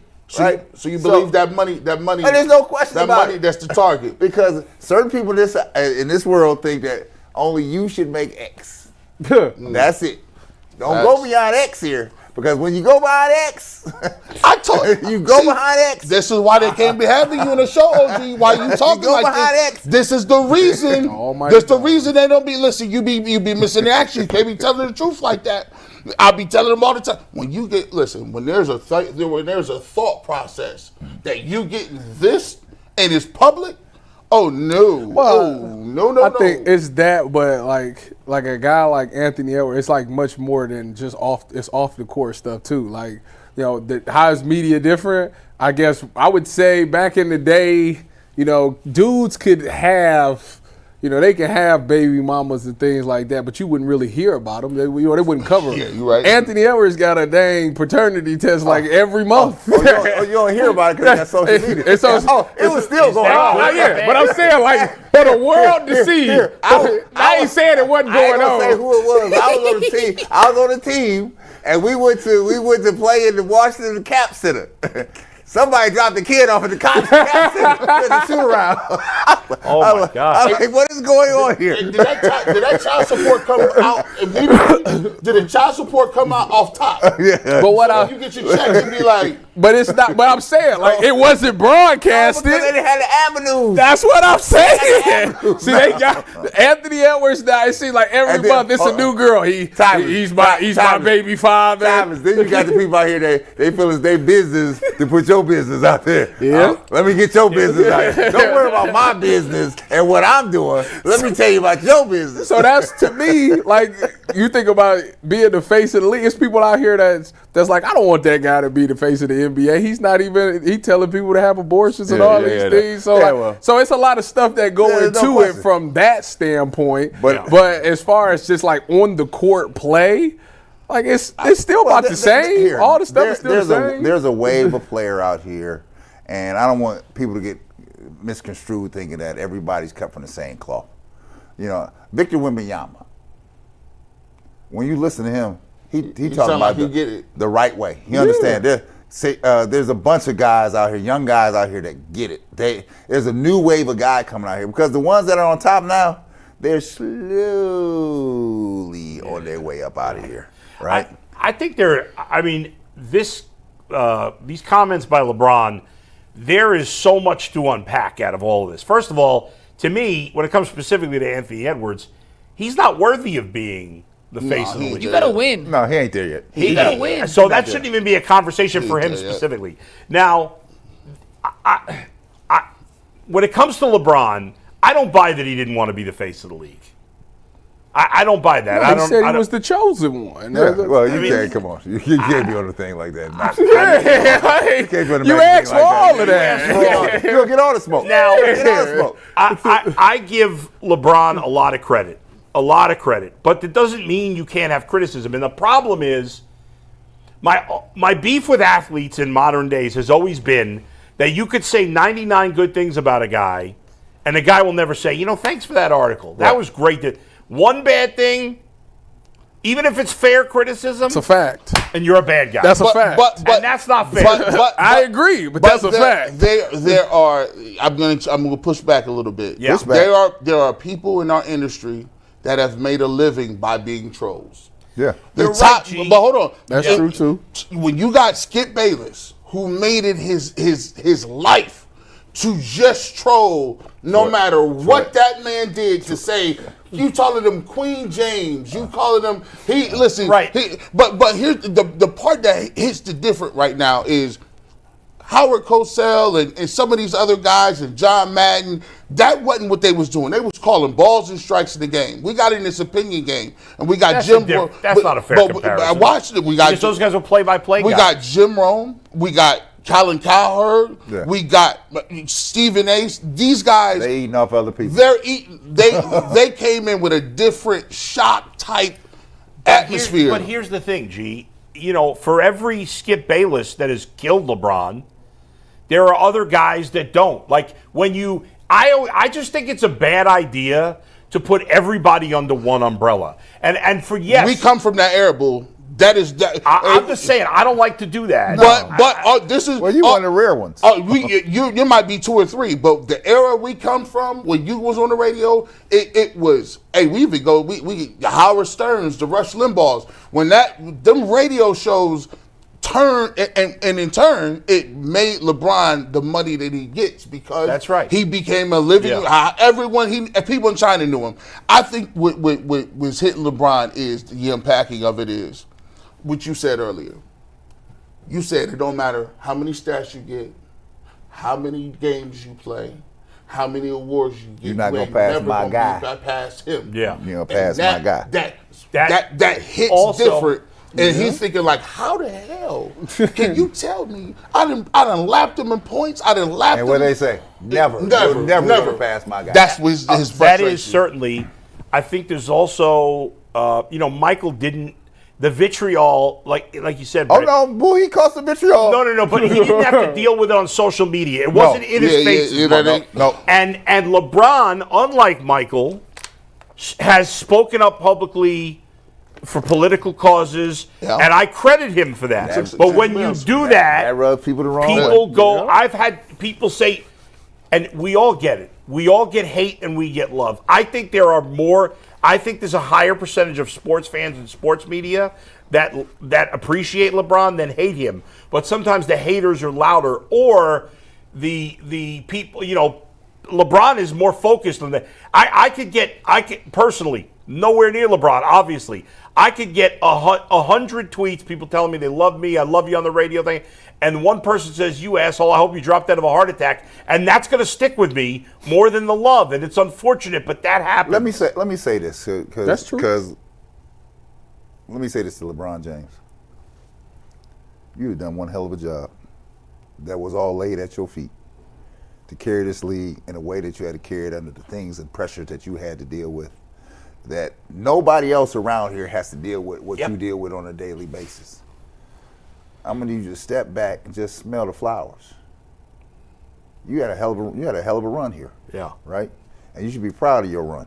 Right? We're not worried. Okay, stay out the weeds. Because you're not gonna please everybody around here. Stay with the people that's with you. And anybody else throwing shade, let it go on, be about your business, because you're not gonna win every battle here. But you look at your body of work and what you have done. Right? I'm amazed. He's 40 years old, still grinding out here. I'm like, what is he doing? How is he doing that? I told McNuggets, his year in Miami, where he won the MVP, he has better numbers and better defensive. Like, that's great efficiency. Since he turned 40. I never seen nothing like that ever and more in my life. Pressure coming into the league than any player in the history of sports. But my only beef with LeBron, from a personal standpoint, is I blame him mostly for the destruction of the All-Star game. Because if LeBron had taken the All-Star game more seriously, every player would follow suit. Outside of that, I got no beef. There's a wave of player to come back. I think that's going to come back to you, right? But I'll say this, that when you think about the bridges between eras, right? He has done the work, right? And you can't win against a person that has been retired for 30-some-odd years, still selling mega shoes. You're not going to win because I love him for his shoes. Because I don't even know him. I ain't seen him, right? You're not going to win that. Because I got some LeBrons on today. Shout out to LeBron. But culturally, I think we all understand it.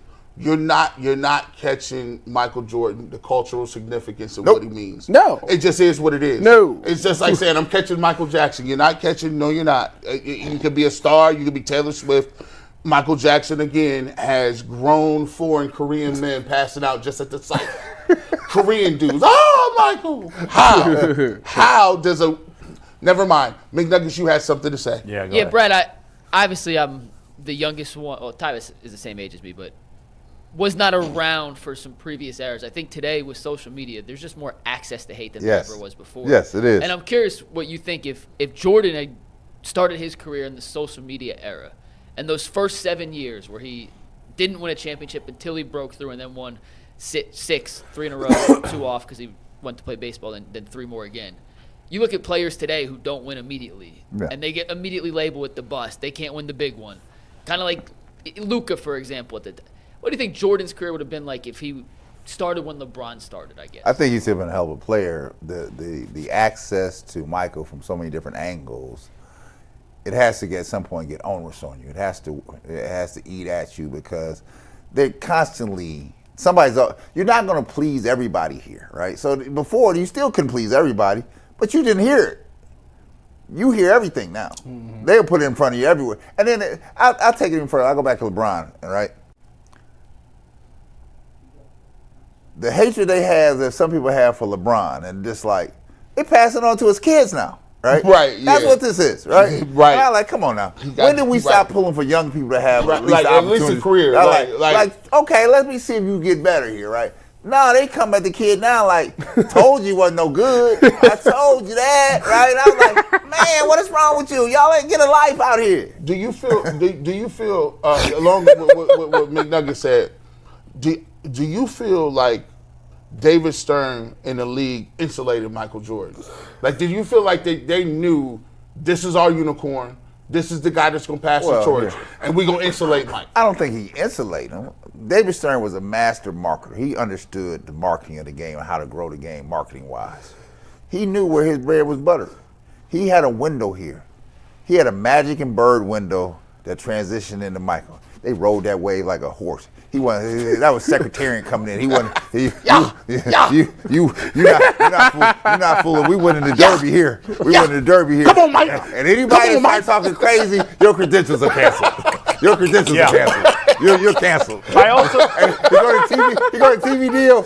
Oh, you're gonna pay me. Michael, the only one to this day that can sit down and do an interview, glasses on, so nobody can see his eyes. And how hard? It's just a hobby. and by the way, I think guys, I'll be pawning this watch. I also think some of the hate is Michael never changed teams. I know he played for Washington at the end of his career, but he never changed teams, and because the game was different then, obviously. And players have more power now than they ever have. And there's a certain segment of the fan base that doesn't like that. It's unsettling. And that's why you're going to get hate. Because change is always adversarial to a bunch of people. Yeah. Right? And this is different. And that's why I said, and that's why I listen to Chuck and them on the show, right? And I understand where they're coming from, right? Because this game is not that game. Right. It's not happening here, right? And so you have to appreciate people for what they bring, right? And then the others, I think the access to folks has given folks are doing side podcasts and all kind during the season, right? This is unheard of. It makes it seem like you're not honed in on your craft, right? Mm-hmm. Yeah. And I'll tell you what the other dudes was doing when we was playing. They wasn't just going to work every day. They wasn't doing that every day. They had business interests too. Speaking of installation, this is a fascinating thing, or just the reach that people have. Like there's certain levels where somebody is really famous based upon how easy they're able to get along. Like, can I call you? Like, can you get so and so on the phone? Do you believe it's more difficult to get LeBron on the phone or Michael Jordan on the phone? Who I think is more difficult to get on the phone? Like if you had, because obviously basketball is a crazy fraternity. Yeah. Y'all know where to get it. Y'all know Jordan gonna be hard to get on the phone. So for you to get Mike's voice, you got to go through. It's probably 10 steps, 12. Yeah, probably 10 steps. There's a bunch of steps. That's wild. It's a bunch of steps. That's wild. But I tell you what, you watch growth. Everybody has growth. Right. I mean, I could go back to Chicago. The days they were on mic about so many things, not being in the community, not certain causes. Right. And you look at what Mike's doing now.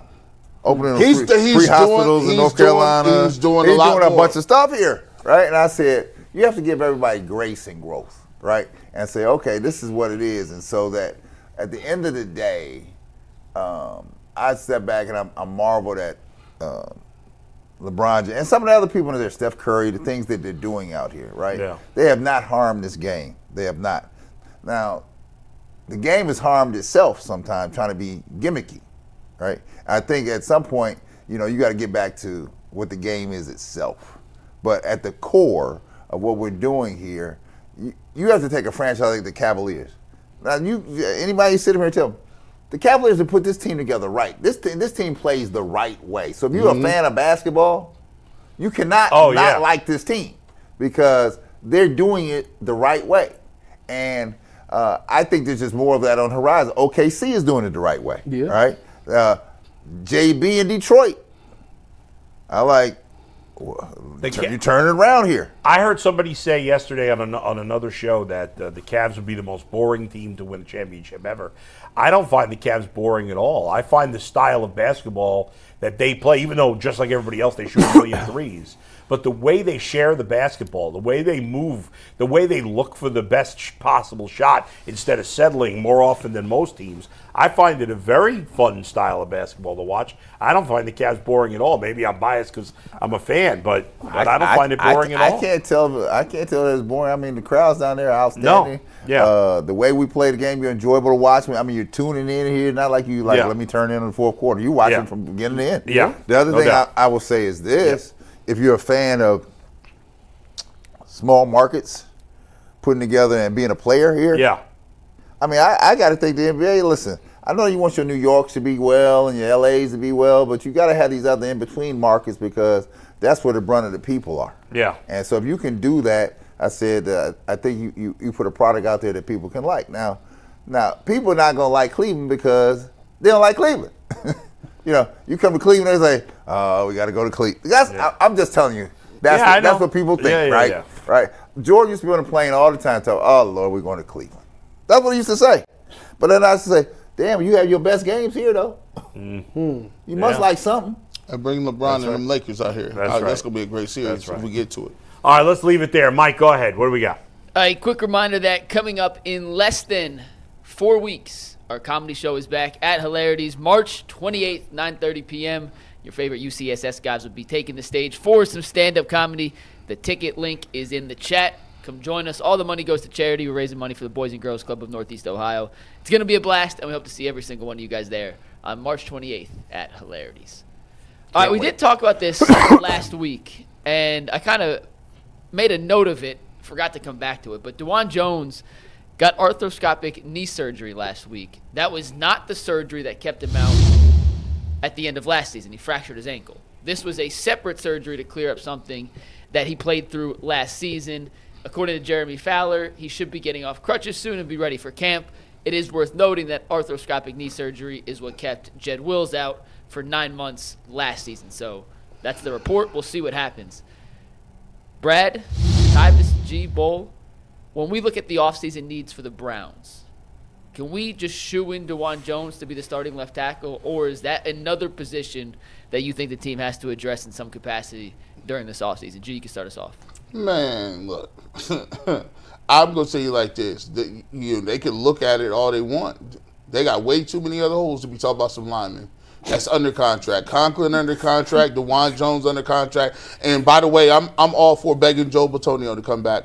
Please come on back. I was wrong. I did you wrong. I didn't mean what I said to you. You going outside with the jukebox? Yeah, I need them. I need to come on back because I need to use all that available cap space or picks to get me some semblance of some weapons somewhere. Because listen, the scary part is Nick Chubb is on that open market, and I'm gonna tell you something. Be careful what y'all wish for. Somebody gonna come out there, and I told y'all, everybody looking around, I said, stop acting like Nick Chubb is gonna come back and save the day. He had these surgeries. Do not get overconfident about it. Then he came back. He's washed.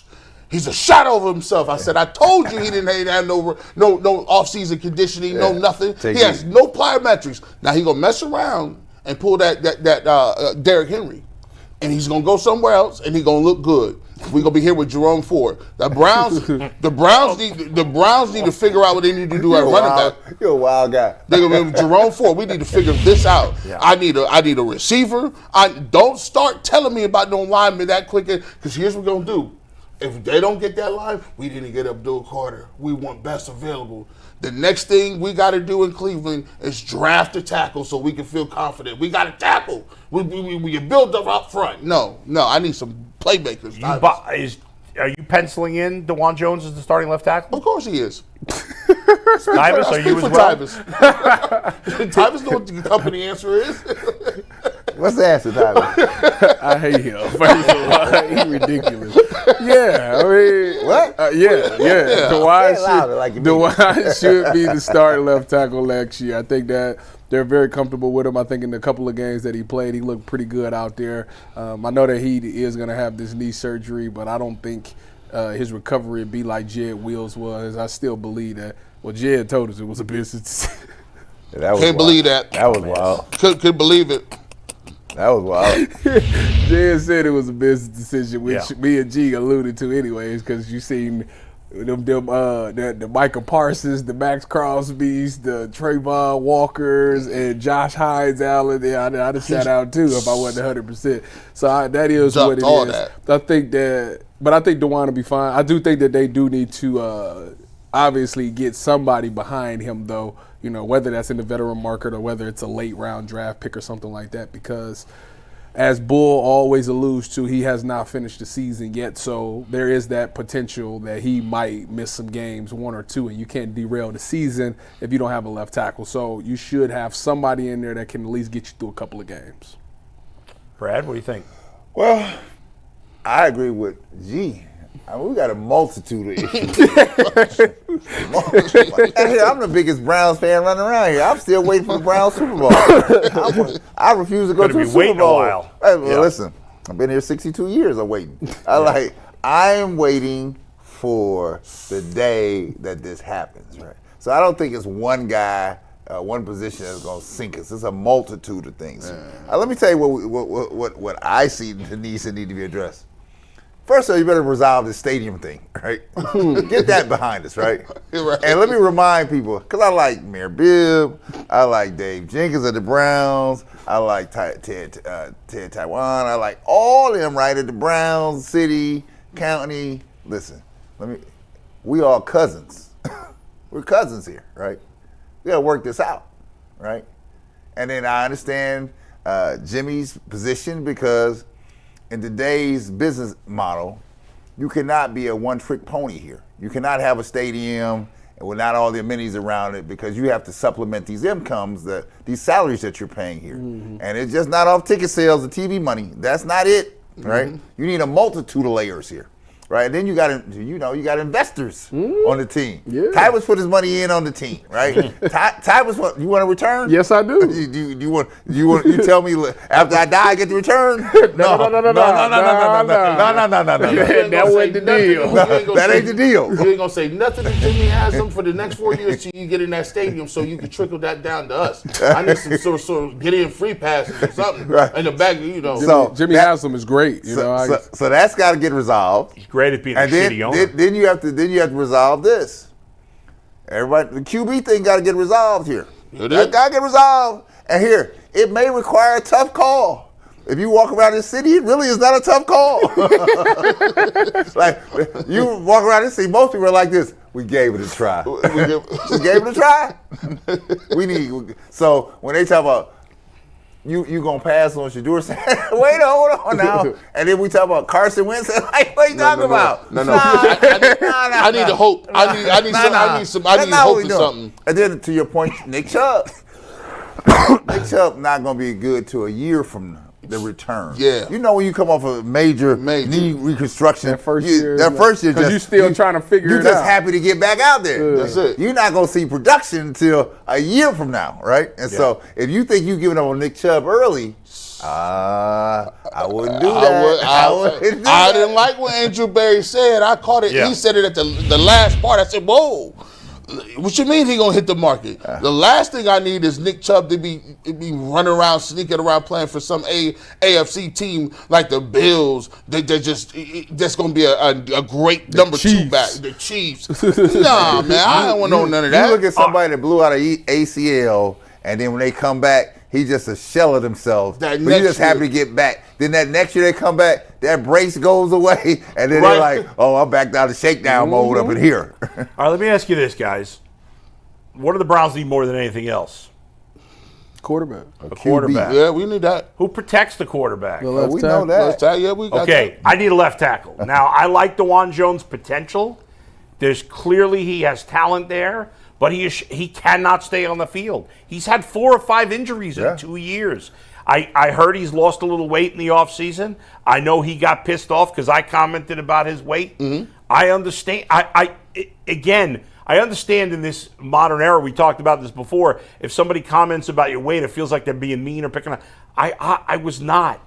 I'm fat. I understand what it's like to be fat. I understand how hard it is to lose weight. He's a young professional athlete. I'm not. So it's a little easier for him, but I understand the struggles of being extremely overweight, and I want him to do well. I am rooting for Dawand Jones.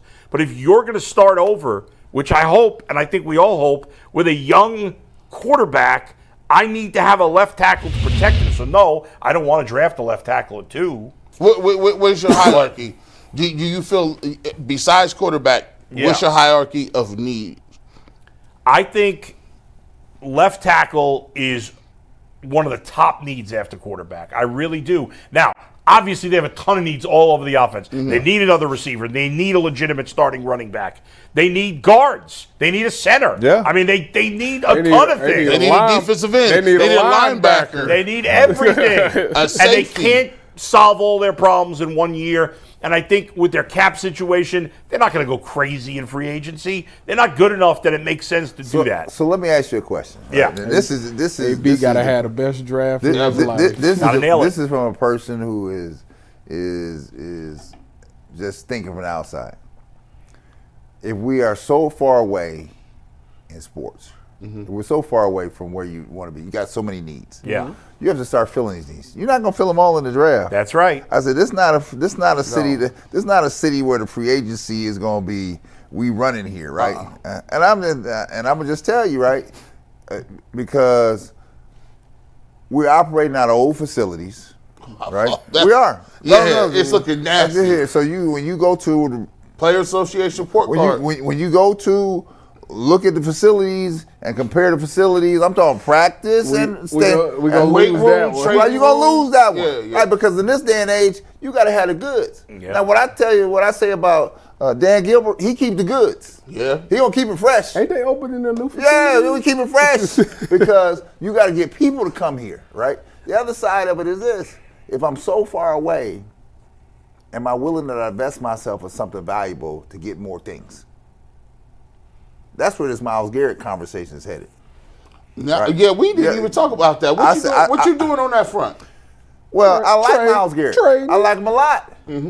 But if I got needs and I can't fill them the way I need to fill, Right. I know I can extract something with him. A lot of things. Trading them. Right. Right. So I'm not saying I'm doing it, but I'd be foolish to sit up here and tell you I'm not going to entertain it. Right, that's I'm going to silly. tell you from the beginning, I'm going to entertain it. Yeah. Because the high-level teams I played for, they were entertaining. You getting entertained. You should be open to anything. You should be willing to consider anything. You're getting entertained. You getting All right, entertained. Mike. Don't be mad. And they tell you this too, G.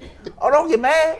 Yeah, This ain't personal. It's business. Just that's right. It's what it not is. personal. business. Speaking of business, we got to get down to business. Mike has created a new game show. It's for us. very specific for our panel today. Very specific for today's panel. Tell us about this, Mike. It's called How Well Does Brad Sellers Know Brad Sellers? Is Carmelo in this?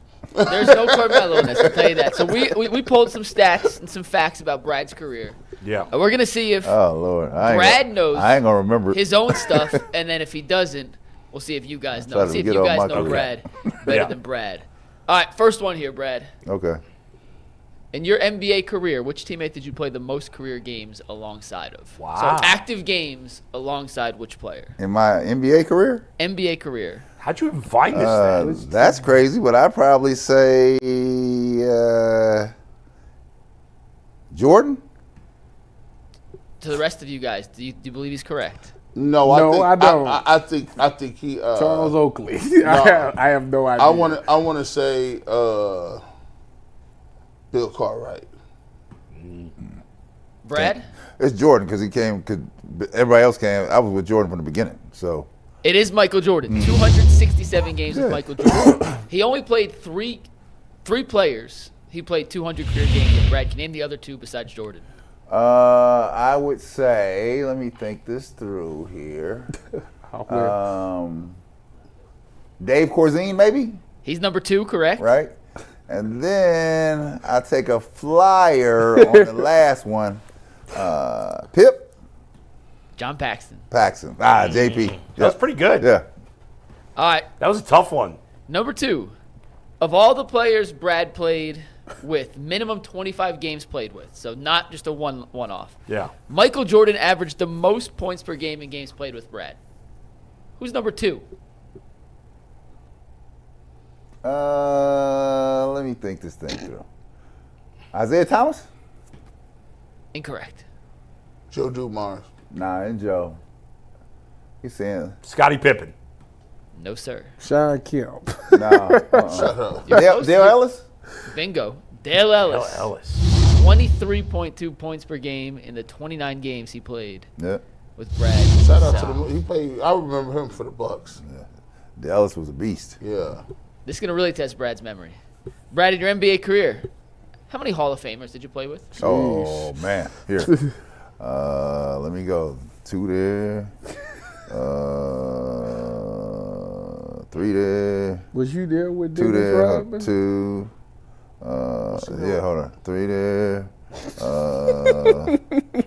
I'm going to say 6. Okay, we need the rest of the committee here to figure out if it's the right or wrong answer. Oh my gosh. 6 is technically incorrect, but I feel like we should accept it. Why? Because I don't understand. did Lenny Wilkins coach you or No. Dale? No, but you're on the right path. No. You played with Michael Jordan, Scottie Pippen, Dennis Rodman, Joe Dumars, Isaiah Thomas, Bill Laimbeer, and Christian Laettner. Yep. He's technically in the Basketball Hall of Fame as part of the Dream Team. Right. So should he count?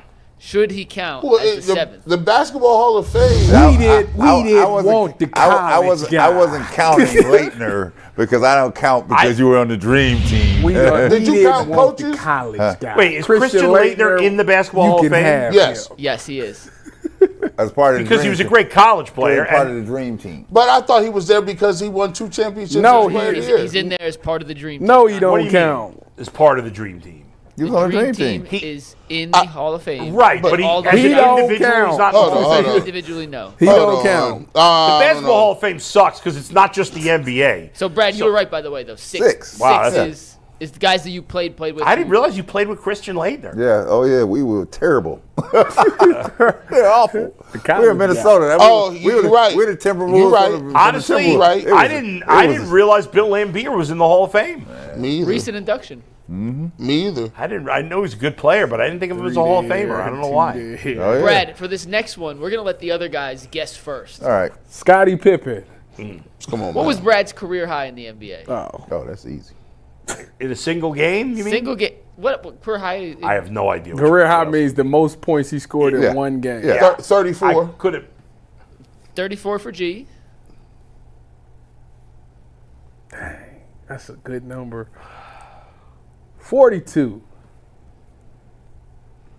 Bulls reading Brad's face. They ain't had no 3-point line, I think, when he was playing. They didn't have a 3? Yeah, they had 3. Okay. Daddy. All right, I'm gonna say You need to play with 32. Oscar Robertson, man.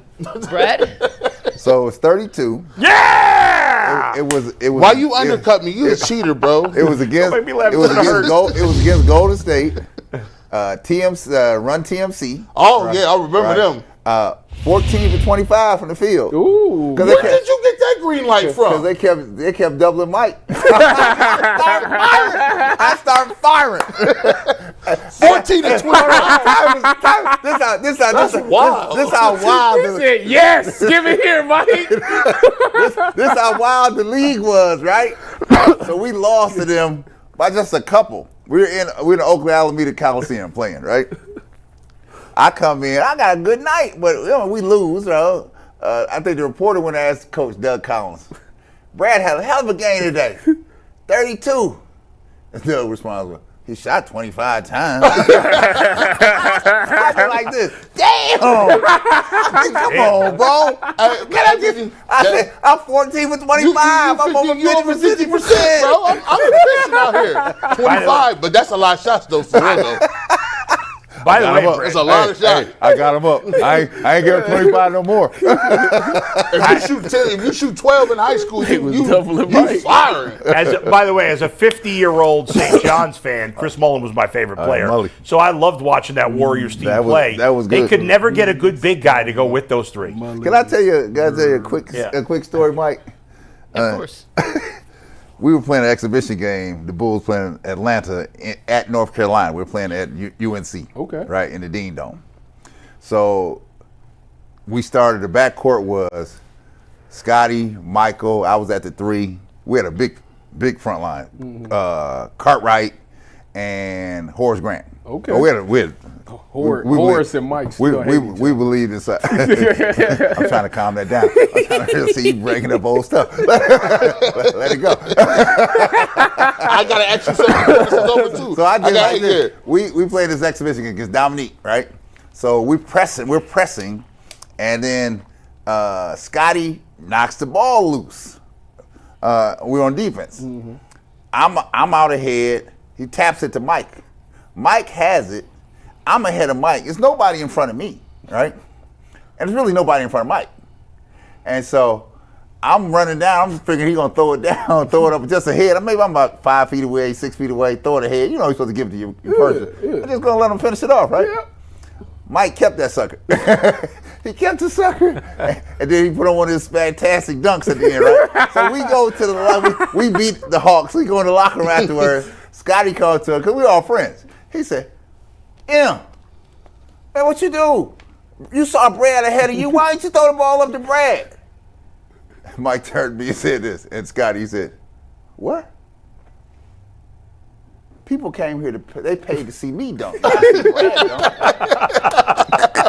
This is no. Hold on. Go ahead. You got 2 more questions. And I did like this, G. He right. You're right. I got a question before we go. We got to get to this. Go ahead. Go ahead, Nuggets first. All right.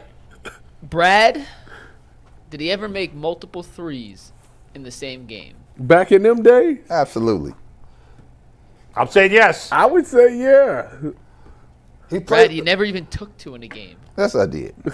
According to your basketball reference page, career That's high wrong. tab, You you know he never put- took 2 threes in the same game. You So know- the I can't answer is remember. no. Maybe it's in my mind. Back then, you played with Bob McAdoo, bro. They wasn't shooting that. That was like 17 footers was like. Just imagine today. Brad had to be up there. That's a wild stat, Mike. I did my research. Last one. Who has more career points as a collegiate player? Brad or his daughter? Ooh. You want me to? Yeah, I know the answer. Let's see if they can guess first. I'm saying Cheyenne. Nope. Brad had more points. If you count the Wisconsin points. You got to The count. Badger points. The Purdue points. So, what you say, Mike?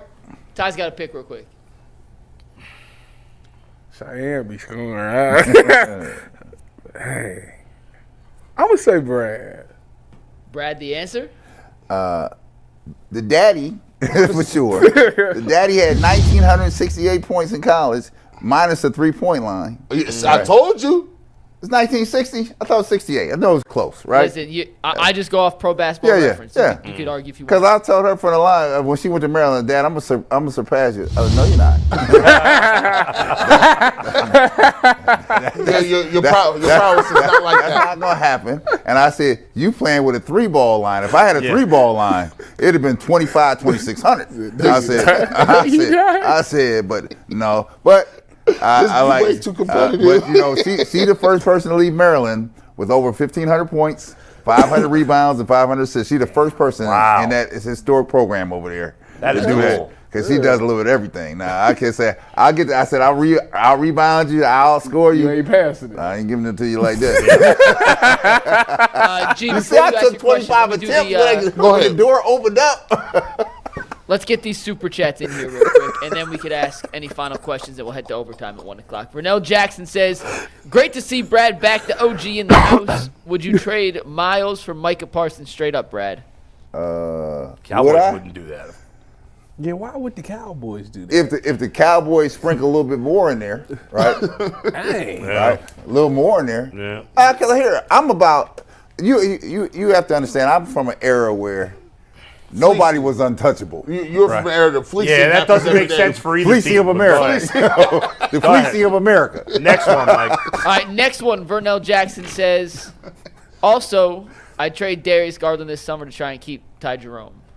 That's silly. Nah, we Come on. That's, you getting silly. Come on, man. We can't agree with that. Let's go. All right, come on. Darius Garland playing at an all-star level Even G. Bush can't do that. at a level. We love Ty Jerome. Even- Let's not get nuts. Even G. Bush can't call that. That's that's- Like silly. we just got to find anywhere from 13 to 15 million. yeah. Go ahead, Mike. Multiple years, 3 Ray years. Smith with the next super chat. Just want to shout out the best sports show in the land, UCSS, Kool-Aid Mafia, G the Jacket Fire, straight out of Grove Street with that. Kermit D. Frog gave me this one, dog. Nice. They know And about Ray Smith Grove also Street. gifted 10 memberships today, so shout out Nice. to him. That Thanks, boy Ray. been playing San Andreas. Man, I'm gonna tell you what. Hey, man. Mikey, What's up? can you zoom in? This right here, the Kool-Aid Mafia. Yeah. This is wild. Yeah, I'm this- like, oh yeah, I gotta have this. The Kool-Aid Mafia. I gotta have that. Give me your. I'll have it shipped right to your I need spot. that, 'cause, I got a Cavs one. He's got a and Browns Cavs one too, Yeah. Brad.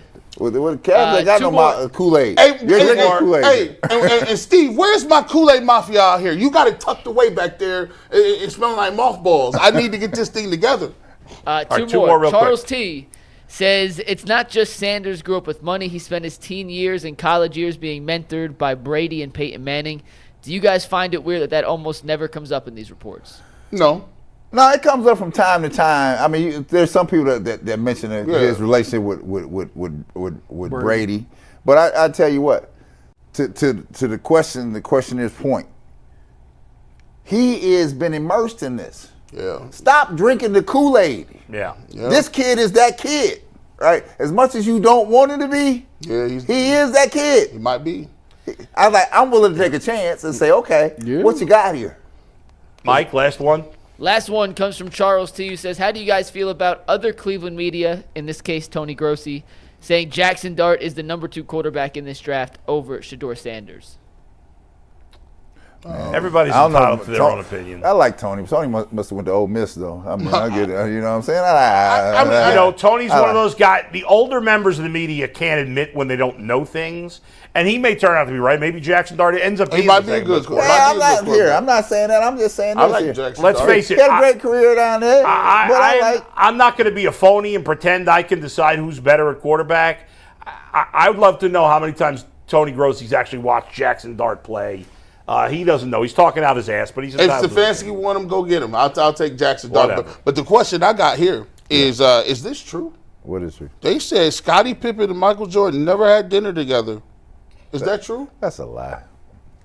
Scotty was on PBD podcast. And he said he hates him now. You never had dinner with So I can say that's not true because we would be on the road and Tyvus and I would get the king room, just a regular room. MJ had the bi-level suite with the piano on top of everywhere we went to the hotel, right? So the bi-level suite. And he'd be like, come on upstairs, I'm buying for everybody. And we was going for all the free meals, you get to keep your per diem. That's right. You understand what I'm talking about? All right, we got more stories like this coming up in overtime. Thanks for joining us on the Ultimate Cleveland Sports Show. Keep that per diem, boy.